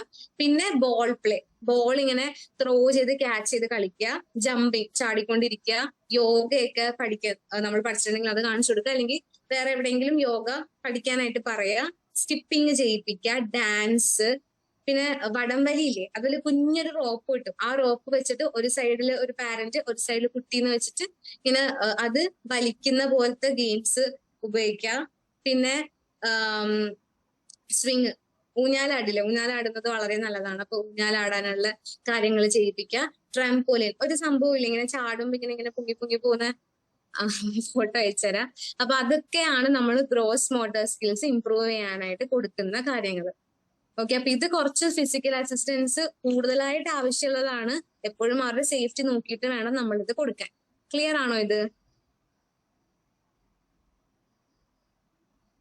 Yes ma'am. ഇനി നെക്സ്റ്റ് ആണ് സെൻസറി ഇന്റഗ്രേഷൻ. സെൻസറി ഇന്റഗ്രേഷൻ എന്ന് വെച്ചാൽ ഈ ചില കുട്ടികൾക്ക് ഈ സെൻസസ് മനസ്സിലാവൂല. അപ്പൊ അവർക്ക് എന്തൊക്കെ കൊടുക്കാന്ന് വെച്ചാൽ ഫസ്റ്റ് ഒന്നാണ് സെൻസറി ബിൻ. സെൻസറി ബിൻ എന്ന് പറഞ്ഞാൽ നമ്മള് ഒരു ബിൻ എടുക്കുക, ഒരു പാത്രം എടുക്കുക, കുറച്ചിങ്ങനെ എന്താ പറയാ ഡീപ്പായിട്ടുള്ള ഒരു പാത്രം എടുക്കുക. ആ പാത്രത്തിന്റെ ഉള്ളിലേക്ക് കുറച്ച് അരി ഇടുക. ഇപ്പൊ വേറെ എന്തെങ്കിലും സാധനങ്ങൾ, അരി, പയറ്, സാൻഡ്, അങ്ങനത്തെ പല പല ടെക്സ്റ്റേഴ്സ് ഉള്ള സാധനങ്ങൾ ഈ ഒരു ബിന്നില് ഫുള്ള് ഇങ്ങനെ നിറച്ച് വെക്കാം. എന്നിട്ട് ഈ കുട്ടീനെ കൊണ്ട് കൈ അതിന്റെ ഉള്ളിലേക്ക് ഇടിച്ചിട്ട് അത് ഫീൽ ചെയ്യാനായിട്ട് പറയണം. അപ്പൊ കുട്ടിക്ക് നമ്മൾ എന്തെങ്കിലും ചെയ്യുന്നതെന്ന് വെച്ചാൽ അവർക്ക് ഇങ്ങനെ ഈ സെൻസ് ഉണ്ടാവില്ല, ഇങ്ങനെ ഫീൽ ചെയ്യാൻ പറ്റൂല. അപ്പൊ ഈ എല്ലാം കൂടി വരുമ്പോഴേക്കും അവർക്ക് എന്തെങ്കിലും ഒരു ഫീലിംഗ് കിട്ടാൻ വേണ്ടിയിട്ടാണ്, അത് ഇംപ്രൂവ് ചെയ്യാനാണ് നമ്മൾ ഈ സെൻസറി ബില്ല് കൊടുക്കുന്നത്. പിന്നെ ഉള്ളതാണ് വെയ്റ്റഡ് വെസ്റ്റ്. വെയ്റ്റഡ് വെസ്റ്റ് എന്ന് പറഞ്ഞാൽ അതൊരു വെസ്റ്റ്, നമ്മള് ഒരു ബനിയാൻ ഇടില്ലേ, അതുപോലെ ഒരു വെസ്റ്റ് ആണ്. അത് കുറച്ച് വെയിറ്റ് ഉണ്ടാവും. ആ വെയിറ്റ് എന്തിനാന്ന് വെച്ചിട്ടുണ്ടെങ്കിൽ കുട്ടിക്ക് ഒരു കംഫർട്ട് കിട്ടാൻ വേണ്ടിയിട്ടാണ് നമ്മൾ വെയ്റ്റഡ് വെസ്റ്റ് കൊടുക്കുന്നത്. അതിന്റെ ഞാൻ ഫോട്ടോ ഇടാം, എന്നാലേ നിങ്ങൾക്ക് മനസ്സിലാവുള്ളൂ. ചിലർക്ക് മനസ്സിലായിട്ടുണ്ടാവും, മനസ്സിലാത്തവർക്ക് വേണ്ടി. അപ്പൊ അതൊരു വെയിറ്റ് ഉള്ള ഒരു വെസ്റ്റ് ആണ്. നമ്മളിങ്ങനെ ഉടുക്കില്ലേ, ഉടുക്കുന്ന ഒരു ബനിയാൻ പോലും ഉടുക്കുന്ന സാധനമാണ്, പക്ഷെ അതിന് കുറച്ച് വെയിറ്റ് ഉണ്ടാവും. അപ്പൊ കുട്ടി ഇടുന്ന സമയത്ത് ആ വെയിറ്റ് ഫുള്ള് ഫ്രണ്ടിലും ബാക്കിലായിട്ട് ആ ഒരു വെയിറ്റ് ഉണ്ടാവും. ഓക്കെ, അപ്പൊ അത് ആ കുട്ടിക്ക് ഒരു കംഫർട്ട് ആയിട്ട്, ആ കുട്ടിക്ക് കാമിങ് ആയിട്ട് ഫീൽ ചെയ്യും. പിന്നെ ഫിംഗർ പെയിന്റിങ് കൊടുക്കുക. പിന്നെ ഹെവി ഒബ്ജക്ട്സ് ക്യാരി ചെയ്യാൻ, എന്തെങ്കിലും ചെറിയ ചെറിയ സാധനങ്ങൾ എടുത്തിട്ട് ഒരു സ്ഥലത്ത് നിന്ന് മറ്റേ സ്ഥലത്തേക്ക് പോകാനായിട്ട് പറയാ. ഇല്ലെങ്കിൽ പുഷ് ചെയ്യാനായിട്ട് എന്തെങ്കിലും ഒരു ബോളോ മറ്റേ എക്സസൈസ് ചെയ്യുന്ന ബോളൊക്കെ ഇല്ലേ, അതൊക്കെ ഉണ്ടെങ്കിൽ അത് പതുക്കെ പുഷ് ചെയ്ത് അടുത്ത സ്ഥലത്തേക്ക് പോകാനായിട്ട് പറയാ. അങ്ങനത്തെ ഗെയിംസ് കൊടുക്കുക. ടോയ്സ്, വൈബ്രേഷൻ ഉള്ള എന്തെങ്കിലും കാര്യങ്ങളൊക്കെ ഉണ്ടെങ്കിൽ അത് ടച്ച് ചെയ്യിപ്പിക്കുക, അത് മനസ്സിലാക്കാറുണ്ട്. ഇപ്പൊ എനിക്ക് പാട്ട് വെക്കുന്ന സ്പീക്കർ ആണെങ്കിൽ പോലും അതിനൊരു വൈബ്രേഷൻ ഉണ്ടാവില്ലേ, അത് കൈ തൊടിയിച്ചിട്ട് അതിനെ ഫീൽ ചെയ്യിപ്പിക്കുക. പിന്നെ ഒരു മാറ്റ് ഉണ്ടെന്ന് വിചാരിച്ചോ, ഈ മാറ്റിൽ സോഫ്റ്റ് ആയിട്ടുള്ള ഒരു മാറ്റില് ഈ കുട്ടി കിടക്കുമ്പോ കുട്ടീനെ റോൾ ചെയ്യിക്കുക. ഓക്കെ, ആ മാറ്റ് അങ്ങനെ തന്നെ നമ്മൾ എന്ത് ചെയ്യുക, മാറ്റും കുട്ടീനെയും കൂടി നമ്മൾ റോൾ ചെയ്ത് കൊടുക്കുക. കുട്ടികൾക്ക് പേടി ഉണ്ടാവില്ല. ഓക്കെ, അത് ആദ്യം നോക്കിയിട്ട് വേണം നമ്മൾ ചെയ്യാൻ. പലപ്പോഴും കുട്ടികൾക്ക് തന്നെ പേടി ഉണ്ടാവാറില്ല, കാരണം അതൊരു ഫണ്ണായിട്ട് അവർ എടുക്കുക. അപ്പൊ ഇതിൽ എന്താ ചെയ്യുമ്പോൾ സംഭവിക്കുന്നതെന്ന് വെച്ചാൽ ഇതിലും ഒരു വെയിറ്റ്, ഒരു ഡീപ്പ് പ്രഷർ സംഭവിക്കുന്നുണ്ട് അല്ലെ. നമ്മൾ ആ കുട്ടീനെ മാച്ചിനെയും കൂടി റോൾ ചെയ്യുമ്പോൾ ഒരു ഡീപ്പ് പ്രഷർ വരുന്നുണ്ട്. അപ്പൊ അതിലെന്താന്ന് വെച്ചിട്ടുണ്ടെങ്കിൽ ഈ കുട്ടിക്ക് കുറച്ചും കൂടി കാമായിട്ട് ഫീൽ ചെയ്യും, കാരണം ഇവർക്ക് ഭയങ്കര ഇറിറ്റേറ്റിംഗ് ആയിരിക്കുമല്ലോ. അപ്പൊ നമ്മളിങ്ങനെ കാമായിട്ട് ഫീൽ ചെയ്യിപ്പിക്കാൻ വേണ്ടിയിട്ടാണ് വെയിറ്റഡ് വെസ്റ്റും അതുപോലെ ഈ മാറ്റിൽ റോൾ ചെയ്യുന്നതൊക്കെ. ഇപ്പൊ നമ്മൾ വിഷമിക്കുമ്പോൾ ഒരു ഹഗ് തരുമ്പോ നമുക്ക് എന്തുകൊണ്ടാണ് സമാധാനം കിട്ടുന്നത്? ഹഗ് ഇങ്ങനെ ലൂസ് ആയിട്ടാണ് ആരെങ്കിലും തരാ? അല്ല, കുറച്ചും കൂടി ഇങ്ങനെ ടൈറ്റ് ആയിട്ടല്ലേ കെട്ടിപ്പിടിക്കുക. ടൈറ്റ് ആയിട്ട് കെട്ടിപ്പിടിക്കുമ്പോൾ നമ്മള് ബോഡി കുറച്ച് ഇങ്ങനെ ആവും. ആ ഒരു പ്രഷറിലാണ് ശരിക്കും പറഞ്ഞാൽ നമുക്ക് ആ കാംനെസ് കിട്ടുന്നത്. അപ്പൊ അതുപോലെ ആ കുട്ടികൾക്ക് കൊടുക്കാൻ വേണ്ടിയിട്ടാണ് ഇപ്പൊ ഈ പറഞ്ഞ കാര്യങ്ങൾ ചെയ്യേണ്ടത്. ക്ലിയർ അല്ലേ? Yes ma'am. Okay, next emotional and behaviour regulation ആണ്. അതിന് നമ്മൾ ചെയ്യേണ്ടത് കാം ഡൗൺ ടെക്നിക്സ് കൊടുക്കുക, സ്ട്രെസ് ബോൾ കൊടുക്കുക, ഡ്രോയിങ്, മ്യൂസിക്, അങ്ങനെയുള്ള കാര്യങ്ങളാണ് സാധാരണയായിട്ട് നമ്മൾ ചെയ്യുന്ന കാര്യങ്ങളാണ് കൊടുക്കേണ്ടത്. പിന്നെ ഡെയിലി ലിവിങ്ങിന് വേണ്ടിയിട്ടുള്ള കാര്യങ്ങൾ എന്ന് പറഞ്ഞിട്ടുണ്ടെങ്കിൽ ഹാൻഡ് വാഷ് ചെയ്യാൻ പ്രാക്ടീസ് ചെയ്യിക്കുക, പല്ല് തേക്കാൻ പ്രാക്ടീസ് ചെയ്യുക. നേരത്തെ പറഞ്ഞില്ലേ നമ്മൾ സ്റ്റെപ്സ് ആയിട്ട് കൊടുക്കണം എന്ന്, അങ്ങനത്തെ രീതിയിൽ ഡ്രസ്സിങ് സ്കിൽസ്, ഫുഡ് കഴിക്കാൻ നേരത്തെ നമ്മൾ എങ്ങനെ ബിഹേവ് ചെയ്യണം, ഒരു ബാഗിലേക്ക് എങ്ങനെയാണ് സാധനങ്ങൾ പാക്ക് ചെയ്യേണ്ടത്, അഥവാ നമ്മൾ മുഷിഞ്ഞ തുണികളൊക്കെ ഉണ്ടെങ്കിൽ എങ്ങനെ മാറ്റി വെക്കണം, കടയിലേക്ക് എങ്ങനെ പോകണം എന്ന് വെച്ചാൽ നടന്നു പോകണം എന്നല്ല, കടയിലേക്ക് പോകുന്ന മുന്നേ നമ്മൾ കവർ എടുക്കണം, പൈസ എടുക്കണം, അങ്ങനെയുള്ള കാര്യങ്ങളില്ലേ അതൊക്കെ പറഞ്ഞു കൊടുക്കുക. ക്ലീൻ ചെയ്യണം എങ്ങനെയാണ്, ഇതൊക്കെ ഡെയിലി നമുക്ക് ആവശ്യമുള്ളതല്ലേ, കുളിക്കാന്നൊക്കെ പറഞ്ഞു. അപ്പൊ അത് ഓരോന്നായിട്ട് പറഞ്ഞു കൊടുക്കുക. അപ്പൊ കുളിക്കുന്ന കാര്യത്തില് അമ്മയാണ് കുട്ടീനെ കുളിപ്പിക്കുന്നെങ്കിൽ നമ്മൾ അമ്മയോട് പറയാ, ഓക്കെ ഇനി മുതല് തല കുട്ടി കഴുകട്ടെ, അപ്പൊ മുടി കുട്ടി വെള്ളം ഒഴിക്കട്ടെ, ബാക്കി മേലൊക്കെ അമ്മ കഴുകി കൊടുത്തു. അങ്ങനെ കുഞ്ഞിതായിട്ട് ഓരോ സ്റ്റെപ്പായിട്ട് കുട്ടീനെ കൊണ്ട് ചെയ്യിപ്പിക്കാം. അപ്പൊ ഡെയിലി ലീവിങ്ങിന് ആവശ്യമായിട്ടുള്ള കാര്യങ്ങൾ നമ്മളിങ്ങനെ സ്റ്റെപ്പ് ബൈ സ്റ്റെപ്പ് ചെയ്തു കൊടുക്കാനായിട്ട് പാരന്റ്സിനോട് പറയണം. ഓക്കെ, ക്ലിയർ ആണോ?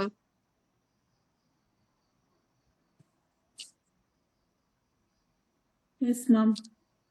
ഓക്കെ, നെക്സ്റ്റ് പറയാനുള്ളത്, നമ്മൾ നേരത്തെ പറഞ്ഞില്ലേ കുട്ടികൾ ഇങ്ങനെ വാശി പിടിക്കാനായിട്ട് ബിഹേവിയർ കാണിക്കും, ചില സിറ്റുവേഷൻ അവോയ്ഡ് ചെയ്യാൻ കാണിക്കും, അറ്റൻഷൻ കിട്ടാൻ കാണിക്കും എന്നൊക്കെ പറഞ്ഞില്ലേ. അപ്പൊ അതിന്റെ ഒരു ചെറിയൊരു കാര്യം പറയണം തോന്നി. ഇപ്പൊ കുട്ടികൾ എന്തെങ്കിലും കാര്യം അവോയ്ഡ് ചെയ്യാൻ വേണ്ടിയിട്ടാണ് ഇങ്ങനെ ബിഹേവിയർ കാണിക്കുന്നുണ്ടെങ്കിൽ നമ്മൾ എന്ത് ചെയ്യണം എന്ന് വെച്ചിട്ടുണ്ടെങ്കിൽ, നമ്മൾ കൊടുക്കുന്ന ടാസ്ക് ആണല്ലോ അവർ അവോയ്ഡ് ചെയ്യുന്നത്. അപ്പൊ അതിനെ കുറച്ചും കൂടി സിമ്പിൾ ആക്കി കൊടുക്കാനായിട്ട് ശ്രമിക്കുക. അതുപോലെ ചോയ്സ് കൊടുക്കുക. ഇപ്പൊ ഞാൻ പറയാണ് കുട്ടിയുടെ അടുത്ത് ഹോംവർക്ക് എഴുതുന്ന പറഞ്ഞു. ഹോംവർക്ക് എഴുതണതാണ് കുട്ടീനെ സംബന്ധിച്ച് വലിയ ഇഷ്യൂ. അപ്പൊ നമ്മൾ പറയണം നിനക്ക് ഒന്നല്ലെങ്കിൽ ഹോംവർക്ക് എഴുതാം, ഇല്ലെങ്കിൽ ഈ റൂം ക്ലീൻ ചെയ്യാം. ഓക്കെ, ഞാൻ വഴക്കൊന്നും പറയുന്നില്ല, ഏതെങ്കിലും ഒന്ന് ചെയ്തോ എന്ന് പറയുമ്പോൾ കുട്ടിക്ക് ഉറപ്പായിട്ട് ഒരെണ്ണം ചൂസ് ചെയ്യേണ്ടി വരും. അപ്പൊ അങ്ങനെ കൊടുക്കുമ്പോഴേക്കും കുറച്ച് ബിഹേവിയറിൽ നമുക്ക് മാറ്റം കൊണ്ടുവരാൻ പറ്റും. പിന്നെ അറ്റൻഷൻ സീക്കിങ്, എപ്പോഴും നമ്മുടെ അറ്റൻഷൻ വേണമെന്നാണെങ്കിൽ നമ്മൾ കുട്ടീനോട് പറഞ്ഞു കൊടുക്കുക, ഒരു കോഡ് ഉണ്ടാക്കുക. കുട്ടിയും പാരന്റ്സും തമ്മിൽ ഒരു ചെറിയൊരു കോഡ് ഉണ്ടാക്കിയിട്ട് പറയാം, എല്ലാവരും കൂടി നിൽക്കുന്ന സമയത്ത് നിനക്ക് എന്തെങ്കിലും അത്യാവശ്യം ഉണ്ടെങ്കിൽ ഈ കോഡ് പറയാം. പക്ഷെ ആ കോഡ് പറഞ്ഞ സമയത്ത് പാരന്റ്സ് നോക്കിയില്ലെങ്കിലാണ് കുട്ടി ആ ബിഹേവിയർ കാണിക്കുള്ളൂ. അപ്പൊ ആ ഒരു രീതിയിൽ കുട്ടിയായിട്ട് സംസാരിക്കുക. പിന്നെ പ്രിഫേർഡ് ഐറ്റം കിട്ടാൻ വേണ്ടിയിട്ട് ഇവര് ബിഹേവിയർ കാണിക്കില്ല. അപ്പൊ അവരോട് പറയുന്നത് എന്താന്ന് വെച്ചിട്ടുണ്ടെങ്കിൽ, നമ്മൾ എന്തെങ്കിലും ഒരു കുഞ്ഞ് ടാസ്ക് കൊടുക്കുക ചെയ്യാൻ വേണ്ടി. ടാസ്ക് കൊടുത്ത് ചെയ്തിട്ടുണ്ടെങ്കിൽ കുഞ്ഞി പേപ്പറിൽ ഒരു ടോക്കൺ കൊടുക്കാന്ന് പറയാം കുട്ടീനോട്. എന്നിട്ട് ഈ കുട്ടിക്ക് എന്തെങ്കിലും ഒരു സാധനം ആവശ്യം ഉണ്ടാവുമല്ലോ, അതിനാണല്ലോ തരയണേ. ഈ ടോക്കൺ നമ്മളെ തിരിച്ചു കൊണ്ടുവന്ന് തരുമ്പോ നമ്മൾ ആ സാധനം ആ കുട്ടിക്ക് കൊടുക്കുക. ഓക്കെ, അപ്പൊ നമ്മൾ ഒരു റൂള് കൊടുക്കുക, അല്ലെങ്കിൽ ഒരു ടാസ്ക് ചെയ്യാൻ പറയാ. ടാസ്ക് കറക്റ്റ് ആയിട്ട് ചെയ്താൽ കുട്ടിക്ക് ഒരു പേപ്പർ നമ്മൾ കൊടുക്കണേണ്. അത് കഴിയുമ്പോൾ കുട്ടി ആ പേപ്പർ തിരിച്ച് നമുക്ക് തരുമ്പോ, കുട്ടി അത് ഏൺ ചെയ്തതല്ലേ, ആ ടാസ്ക് കംപ്ലീറ്റ് ആയിട്ട് ചെയ്തതുകൊണ്ട് ആ കുട്ടിക്ക് അത് കിട്ടിയതാണ്. അപ്പൊ അത് നമുക്ക് തിരിച്ചു തരുമ്പോഴേക്കും നമ്മൾ എന്ത് ചെയ്യും, ആ പ്രിഫേർഡ് ഐറ്റം കുട്ടിക്ക് തിരിച്ചു കൊടുക്കും. പിന്നെ ഈ സെൻസസിന്റെ ഇറിറ്റേഷൻ ഒക്കെ ആണെങ്കിൽ നമ്മൾ സ്ട്രെസ് ബോളോ മെഡിറ്റേഷനോ ബ്രീത്തിങ്ങോ ഇല്ലെങ്കിൽ നമ്മൾ നേരത്തെ പറഞ്ഞില്ലേ സെൻസറി പിന്നിൽ കൈ ഇടാന്ന്, അങ്ങനത്തെ എന്തെങ്കിലും ആക്ടിവിറ്റീസ് ഒക്കെ അവർക്ക് കൊടുക്കാം. ഓക്കെ, ഈ ഫൈനൽ ഇത് ലാസ്റ്റ് ഒന്നും കൂടി പറയാനുള്ളതെന്ന് വെച്ചിട്ടുണ്ടെങ്കിൽ, ഈ കുട്ടികൾക്ക് ചില ഭക്ഷണങ്ങൾ കഴിക്കുമ്പോഴത്തേക്കും ഇവരുടെ ബിഹേവിയർ കുറച്ച് ട്രിഗർ ആവുന്ന പോലെ സ്റ്റഡീസ് പറഞ്ഞിട്ടുണ്ട്. ചില ഭക്ഷണ സാധനങ്ങൾ കഴിക്കില്ലേ, അപ്പൊ കുട്ടികൾക്ക് കുറച്ചും കൂടി ബിഹേവിയറിൽ മാറ്റങ്ങൾ പറഞ്ഞിട്ടുണ്ട്. അപ്പൊ അതെന്തൊക്കെയാന്ന് വെച്ചാൽ തൈര്, പാല്, ചീസ്, ഇതൊക്കെ ഞാൻ നോട്ട്സിൽ ഇട്ടിട്ടുണ്ട്. പിന്നെ ആർട്ടിഫിഷ്യൽ കളറുള്ള ഭക്ഷണങ്ങള്, high sugar intake, caffeine products, excessive dairy product, MSG, മറ്റേ മാഗിയിലൊക്കെ ഇടില്ല MSG, ഇതൊക്കെ കഴിച്ചിട്ടുണ്ടെങ്കിൽ ആ കുട്ടിയുടെ ബിഹേവിയർ കുറച്ച് വഷളാവാനുള്ള ചാൻസസ് ഹൈ ആണ്. അപ്പൊ എപ്പോഴും നമ്മൾ അവർക്ക് കൊടുക്കേണ്ടത് എന്താന്ന് വെച്ചാൽ, നമ്മൾ ഇത് അവർക്ക് പറഞ്ഞു കൊടുക്കുക പാരന്റ്സിന്. ഫ്രൂട്ട്സ് ആൻഡ് വെജിറ്റബിൾസ് ഇൻക്ലൂഡ് ചെയ്യാൻ പറയാ.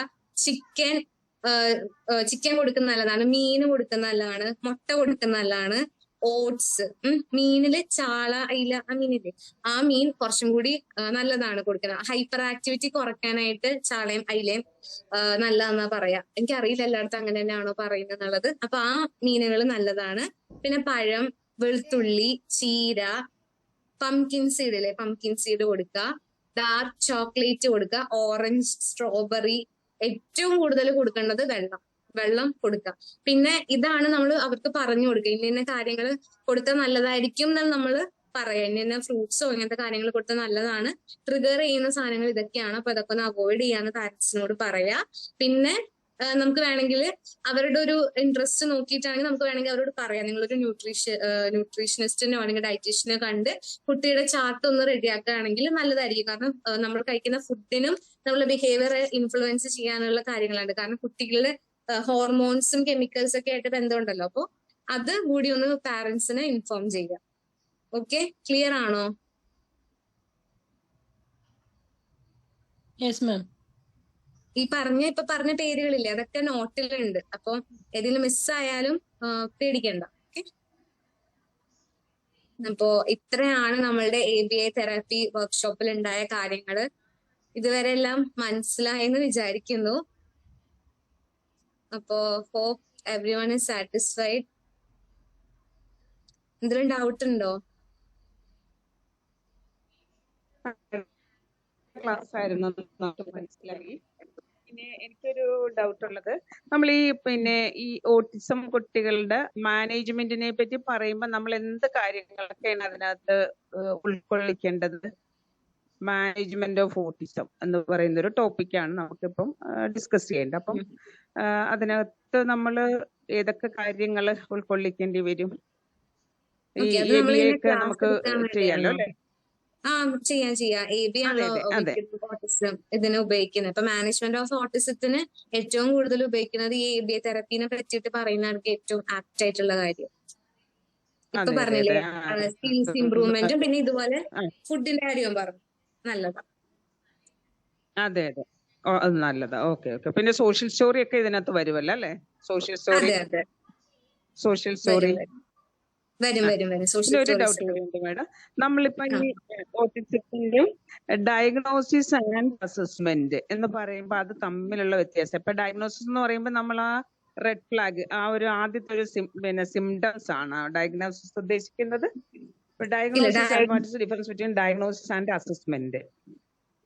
അതാണ് ഒരു ഡൗട്ട്. ഡയഗ്നോസിസ് എന്ന് പറഞ്ഞാലേ ക്ലിനിക്കൽ സൈക്കോളജിസ്റ്റുമാരാണ് സാധാരണ ഇത് ഡയഗ്നോസ് ചെയ്യുക. ഓക്കെ, വേറെ ഇപ്പൊ കൗൺസിലിംഗ് ആണെങ്കിലും റീഹാബിലിറ്റേഷൻ ആണെങ്കിലും ഒക്കെ അവർക്ക് ഇത് ഡയഗ്നോസ് ചെയ്യാനുള്ള റൈറ്റ് ഇല്ല. അപ്പൊ അവർക്ക് സിംറ്റംസ് വെച്ചിട്ട് പറയാം ഇത് ഇന്ന അസുഖമാണ് എന്നുള്ളത്. അപ്പൊ ശരിക്കും പറഞ്ഞ ക്ലിനിക്കൽ സൈക്കോളജിസ്റ്റുമാരും അതനുസരിച്ച് ക്വാളിഫൈഡ് ആയിട്ടുള്ളവർ മാത്രമാണ് അതിനെ ഡയഗ്നോസ് ചെയ്യുക. അസസ്മെന്റ് എന്ന് പറഞ്ഞാൽ ഇപ്പൊ ABA തെറാപ്പിയുടെ അസസ്മെന്റ് നമ്മൾ പഠിച്ചില്ലേ, ഇതേപോലെ തന്നെ അത് ഒരു രോഗമാണെന്ന് മനസ്സിലാക്കി കഴിഞ്ഞ ശേഷമല്ലേ നമ്മൾ ചെയ്തേ. ഇതുപോലെ ഓട്ടിസം ആണെന്ന് കണ്ടുപിടിക്കുന്ന അസസ്മെന്റ് വേറെയുണ്ട്. അത് സ്റ്റാൻഡർഡൈസ്ഡ് ആയിട്ടുള്ളതാണ്. അത് ചെയ്യുന്നത് ക്ലിനിക്കൽ സൈക്കോളജിസ്റ്റുമാരാണ്. അവര് അത് അസസ് ചെയ്തിട്ടാണ് ഡയഗ്നോസ് ചെയ്യുക. ഓക്കെ, അപ്പൊ ഈ കാർസ് ഇസ ഇതൊക്കെ നമ്മൾ ഡയഗ്നോസ്റ്റിക് പർപ്പസിൽ ഉപയോഗിക്കുന്നില്ലേ? കാർസ്, ചൈൽഡ്ഹുഡ് ഓട്ടിസം ഉപയോഗിക്കും. പൊതുവെ സാധാരണ നമ്മള് എല്ലാം ഇപ്പൊ നമ്മൾ പഠിച്ചതെല്ലാം നമുക്ക് ഡെയിലി ഉപയോഗിക്കാൻ പറ്റുന്ന കാര്യങ്ങളാണ്. കാരണം നമുക്ക് പല ഫീൽഡിൽ നിന്നുള്ളവരായിരിക്കില്ലേ, പല സെക്ടേഴ്സിന്, ചിലപ്പോ ഈവൻ പാരന്റ്സ് ആയിരിക്കും ഇതിൽ ആരെങ്കിലും അറ്റൻഡ് ചെയ്യുന്നവരുണ്ടെങ്കിൽ. അപ്പൊ നമുക്ക് എല്ലാവർക്കും ചെയ്യാൻ പറ്റുന്ന അസസ്മെന്റ്സ് ആണ് നമ്മൾ തെറാപ്പിയുടെ ഉള്ളിൽ അസസ്മെന്റ്സ് ആണ് പഠിച്ചത്. ഓക്കെ.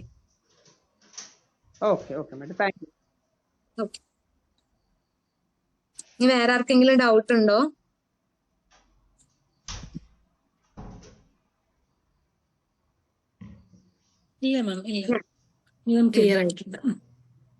എന്തെങ്കിലും ഡൗട്ട്സോ അങ്ങനെ എന്തെങ്കിലും കാര്യങ്ങളൊക്കെ ഉണ്ടെങ്കിൽ, ഇപ്പൊ എനിക്ക് ആരെയും പരിചയപ്പെടാനായിട്ട് പറ്റിയില്ല, നമുക്ക് ആകെ ലിമിറ്റഡ് ടൈമല്ലേ ഉള്ളൂ. അപ്പൊ അങ്ങനെ ആരെങ്കിലും ഒക്കെ പരിചയപ്പെടണം എന്നാണെങ്കിൽ എനിക്ക് മെസ്സേജ് അയക്കാം, ഡൗട്ട്സ് എന്തെങ്കിലും ചോദിക്കാം. പിന്നെ അതുപോലെ നോട്ട്സ് ഞാൻ ഇപ്പൊ തന്നെ ഗ്രൂപ്പിൽ ഇടാം. അപ്പൊ മെസ്സേജസ് ഒക്കെ ഒന്ന് നോക്കാം, നമ്മളുടെ PDFs നോക്കാം, വർക്ക്ഷീറ്റ്സ് നോക്കാം. Okay ma'am. ഇപ്പൊ എല്ലാവർക്കും ക്ലിയർ ആയെന്ന് വിശ്വസിക്കുന്നു. Varsha ma'am. Yes sir. Okay, കഴിഞ്ഞോ ക്ലാസ്? യെസ്, കഴിഞ്ഞു. ഓക്കെ, ഡിയർ ഓൾ, എല്ലാവർക്കും സുഖാണെന്ന് വിശ്വസിക്കുന്നു.